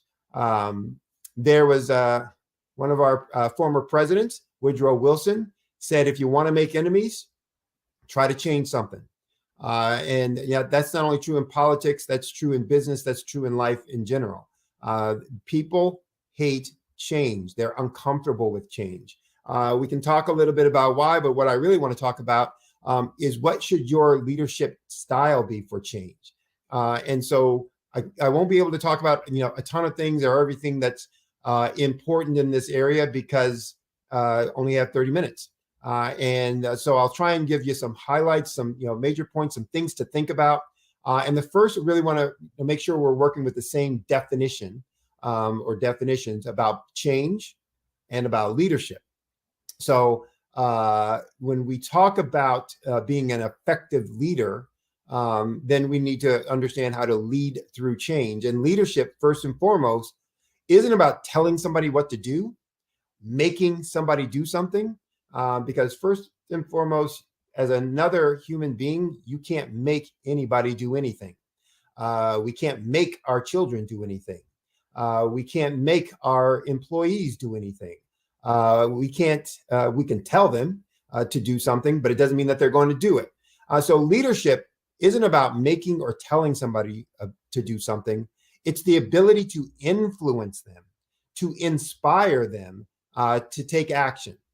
So your ability to influence and inspire the action in others is everything that leadership is about. influence. Change. Change is really about periods of uncertainty, periods of growth, periods of disruption, whether that a period be voluntary or involuntary. So we're going to think about change, whether it's being forced on us, therefore involuntary, or whether it's something we choose to do, voluntary. So we're going to look at how do we influence others, inspire the actions of others in times where we're growing or disrupting, or there's simply uncertainty. And the first thing that I always tell folks to do when you're going to try to lead change, lead others in change, it's to first get yourself right. Because if you don't get yourself right, you're not going to be able to, align other folks. And so by getting yourself right, I always mean understand your mindset. And first and foremost, understand, why am I doing this? Why am I getting ready to lead this change? And first and foremost, it can't be about you or some, great benefit you're going to get from it. Can't be about, being more popular. Can't be about getting a promotion. Can't be about getting a raise. Can't be about any of those things. If so, you're going to come off as being disingenuous. You're going to come off as being self-serving. You're going to come off as, really not being sincere. And you're going to lose, in being able to influence anybody from that point going forward. So you need to focus on the leadership of change with a mindset of being a servant leader. And that means you're there to make sure everyone else is served, has what they need in order to affect or impact the change that you're trying to create or cause. So you have to have a cause greater than yourself. That cause really needs to be underlined and supported with the concept of servant leadership. You need to know what your vision for that change is going to be. And it's simply a reality that hasn't happened yet. So when you think about the vision you have for the future, the change that you're trying to create, for most effective leaders, that change is a reality that they see as clearly as they see the nose on their face when they're looking in the mirror, or as clearly as they see their hand when they put it up in front of their face. It just hasn't happened yet, so they don't question it. And that vision typically is tied to their values, what they believe at their core. And that's an important piece, because if it is at your core, then it's going to be something you're going to always act consistent with. And it's going to help you to come across as authentic and real. And as I said before, consistent. It's going to make sure that, or it's not going to make sure, but it's going to result in you having fewer contradictions between what you do and what you say. Because if it's tied to your values, then your actions almost always tie closely and align closely with the words that you speak, and therefore the actions that you take. It also, if it's tied to your values, is going to make it easier for you to explain to others. So when they start questioning you or challenging you on why this new path, why this new direction, why are we going to go after this new objective or goal, it's going to be easier for you to explain, because it's so connected to who you are at your core. So with that in mind, let's kind of take a few steps as to what is that you need to be doing if you're going to lead change. And the first is, with the team that you're going to be leading, the group that you're trying to get to course correct, you need to create a sense of urgency. Why are we doing this? What's so important or critical about this thing? And this change, therefore, needs to be clear. It's not a nice to have. It's not a nice thing if we could do it. This is a must do. And you want to create that burning building, that dire situation, that impending doom, that if we don't make this change, the world as we know it is not going to be the same. It's going to end. And that doesn't mean to be dramatic and make stuff up. But that means you really have to paint the picture of why this change is necessary. Because again, people don't typically want to make change. They're uncomfortable with it. And so they're going to look for every opportunity to slide back into those things that are familiar, those habits that are that are typical and routine because they're comfortable, just like old pair of shoes are comfortable to slip on. So we're going to create a sense of urgency. The next thing we want to do is establish why the change, the benefits of the change. What good things are going to come out of when we make this change. We've painted the picture of the impending doom, created the sense of urgency, but what's the positive side of that change? So when we make the change, what great things are going to happen for us? And I always use the acronym WIFM, and you may have heard of that as well. WIFM, WIIFM. WIFM stands for What's in it for me? What's in it for me? And so when we're asking people to make a change, one of the first things going through their mind is, why should I do this? What's in it for me? And they typically understand, even if you've only explained the sense of urgency piece, they understand what's in it for the business. They understand, they may even see what's in it for you. They may assume they know what's in it for you. If you're the owner, they're going to assume the reason you want me to do this because you want to make more money. If you're the manager, you want me to do this because you want to get a promotion. You want to look good. You want to get a raise or whatever. So they're going to assume in some cases or know in other cases what's in it for either you or the organization. What they're looking for is what's in it for me if I do this. And that's not necessarily a selfish attitude, but what they're trying to understand is, why should I go through all of this angst, agita, turmoil, change, disruption? What benefit am I going to get for it? And there's two things that, or three ways that we can do this. I often put them into two categories: fear or fun. We can get people to do things out of fear. We can get people to do things out of fun. But I've added a third one, out of faith. And I'll explain that in a second. The fear or fun, though, are, if you do this, you'll get something nice, some external benefit, money, ice cream, candy, I'll be your friend, anything that, they then value that you have as an ability to offer them. It can be out of fear. Hey, if you don't do this, here's some, bad stuff that's going to happen. You're going to lose your job. We're going to have to close the business, all of those kinds of things. But the strongest connection is when we tie it to faith or their values. So just like I talked about with you need to, identify what changes and the reason for those changes and connect them to your values. The same is true with those that you want to lead. The more you can tie that change and what's in it for them to their values, they're going to feel a stronger connection and therefore a stronger commitment. And that change and the commitment is going to be much longer lasting. So people don't often resist change. What they really resist is being changed.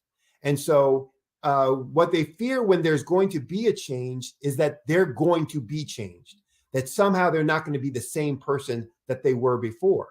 And so what you want to do is make sure you're connecting what you're going to be asking them to do to who they already are at their core, and how this change just reinforces that.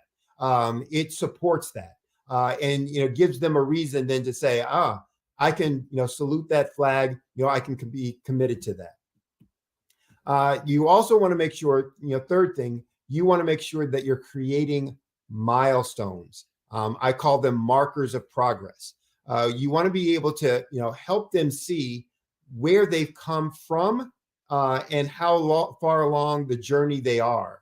And so milestones become a great way to do that. And if you establish those up front, if you establish those before the process or the project starts, then each time they pass a milestone, they get to identify their progress. They get to make note of their progress. They even get to make note of how far they still have to go. And so it becomes easy, for them, to be a monitor, of the status of things. But it also is great because it breaks the long, hard, arduous journey of change into bite-sized chunks, little pieces, that it makes it easier for them to digest. Change, as I said before, and I'll keep reiterating, is hard. It's difficult. The change process can be taxing. It can be, it can wear you down both physically and mentally if you let it. Breaking things down into milestones, bite-sized chunks, allows you not only to create a process for breaking the work down into smaller things, but also to give everybody a chance to see the progress that's been made, and a place where they can celebrate that progress. And I'll talk a little bit about that in a second. Fourth thing that you need to do from a leadership perspective and leading change is to create a team of loyal lieutenants. That's your leadership team. Those are the folks who are going to help you in this journey of change, to keep the troops rallied, to keep the troops organized, to take on specific tasks that you can delegate to them, etc. So they're going to help you share the vision of where you're going. They're going to be your eyes, ears, mouth when you're not there. So when you're not there, they're the ones speaking that vision that you've established for the organization, up to that point. And they're going to make sure that everybody else knows very clearly, specifically, what their role is. They're going to be your trusted advisors, so that you need to make sure that you are taking and adhering to their advice, not dismissing it out of hand. They're going to be the ones that you're trusting to carry out the instructions and directions and strategies that you've created or established, or in some cases, the team as a whole, the leadership team as a whole is established. And so if you can't trust them to be able to do that, then you're not going to be able to have as much progress, and definitely not as quick a progress that you would like to have in this journey of change. They're also the role models of the new way. So as you're creating this new organization, going toward this new change, they're the ones who are going to help you show everybody else what the right, correct behaviors are to be successful in this new journey, this new way, in this new life that you're creating with the change. So you want to make sure you're selecting people for this leadership team who role model those values, who role model those skill sets that are going to be important and critical. If you're saying, hey, going forward, what's going to be really important for us as an organization is that we are adaptable, and that we are quick to make changes, and that we collaborate in a teaming and teamwork environment, and everybody that you put on your leadership team is just the opposite of that, is stuck in their ways, doesn't collaborate, wants to work in a silo. People are going to look at you as like, well, wait a second, I thought we were supposed to be doing things different. But if you put people on that team, that leadership team, who role model the kind of behaviors, the kind of skill sets that you want the organization as a whole to demonstrate, they will, one, get filtered through the rest of the organization faster, but it will also be an illustration of the success that they can have if they start adapting those same kinds of behaviors, those same kinds of skill sets, those same kinds of values. So you also, last and not least, about leadership, the leadership team, you need to make sure each one of them has a particular skill that you're going to need for this change journey. So there's the movie with Liam Neeson, Taken, where he says, I have a particular set of skills. You need to make sure each person you're selecting for this leadership team has a particular skill that is going to be necessary. And so that the team as a whole has all the skills that are going to be necessary for this change journey to be successful. So we've gone through 4 so far. 5th one, communication.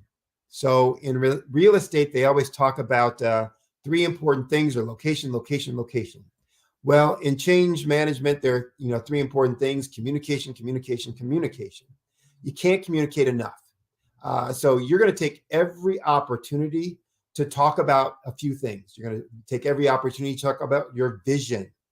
So every chance you get out on the floor, with your entry level folks, with your managers, with your senior leadership group, with your customer base, with the market, every opportunity you get, you're going to talk about your vision of where this organization is going and why it's important for you to get there. You're going to talk about your progress every opportunity you get, how far you've come, what other things that what are all the things that you've accomplished. You're going to also want to talk about your setbacks every opportunity you can. Why? You think, well, that's negative. Why do we want to talk about that? Setbacks are important, one, to acknowledge that they've happened, because everybody knows that they've happened, but they're also an opportunity for reevaluation and for new strategies for success. But it's also important for you to understand the things that you overcome.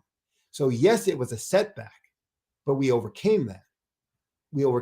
And now that's why we're here.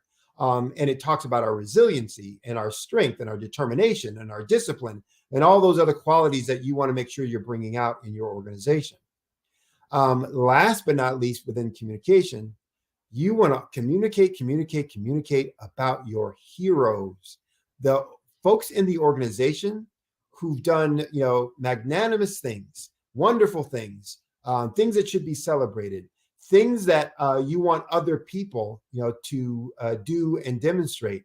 And they don't have to be monumental things in the sense of they cured cancer, but they have to be heroes because they exhibited the kinds of skills, the kind of qualities, the kind of attributes and personalities that you want the rest of the organization, to demonstrate.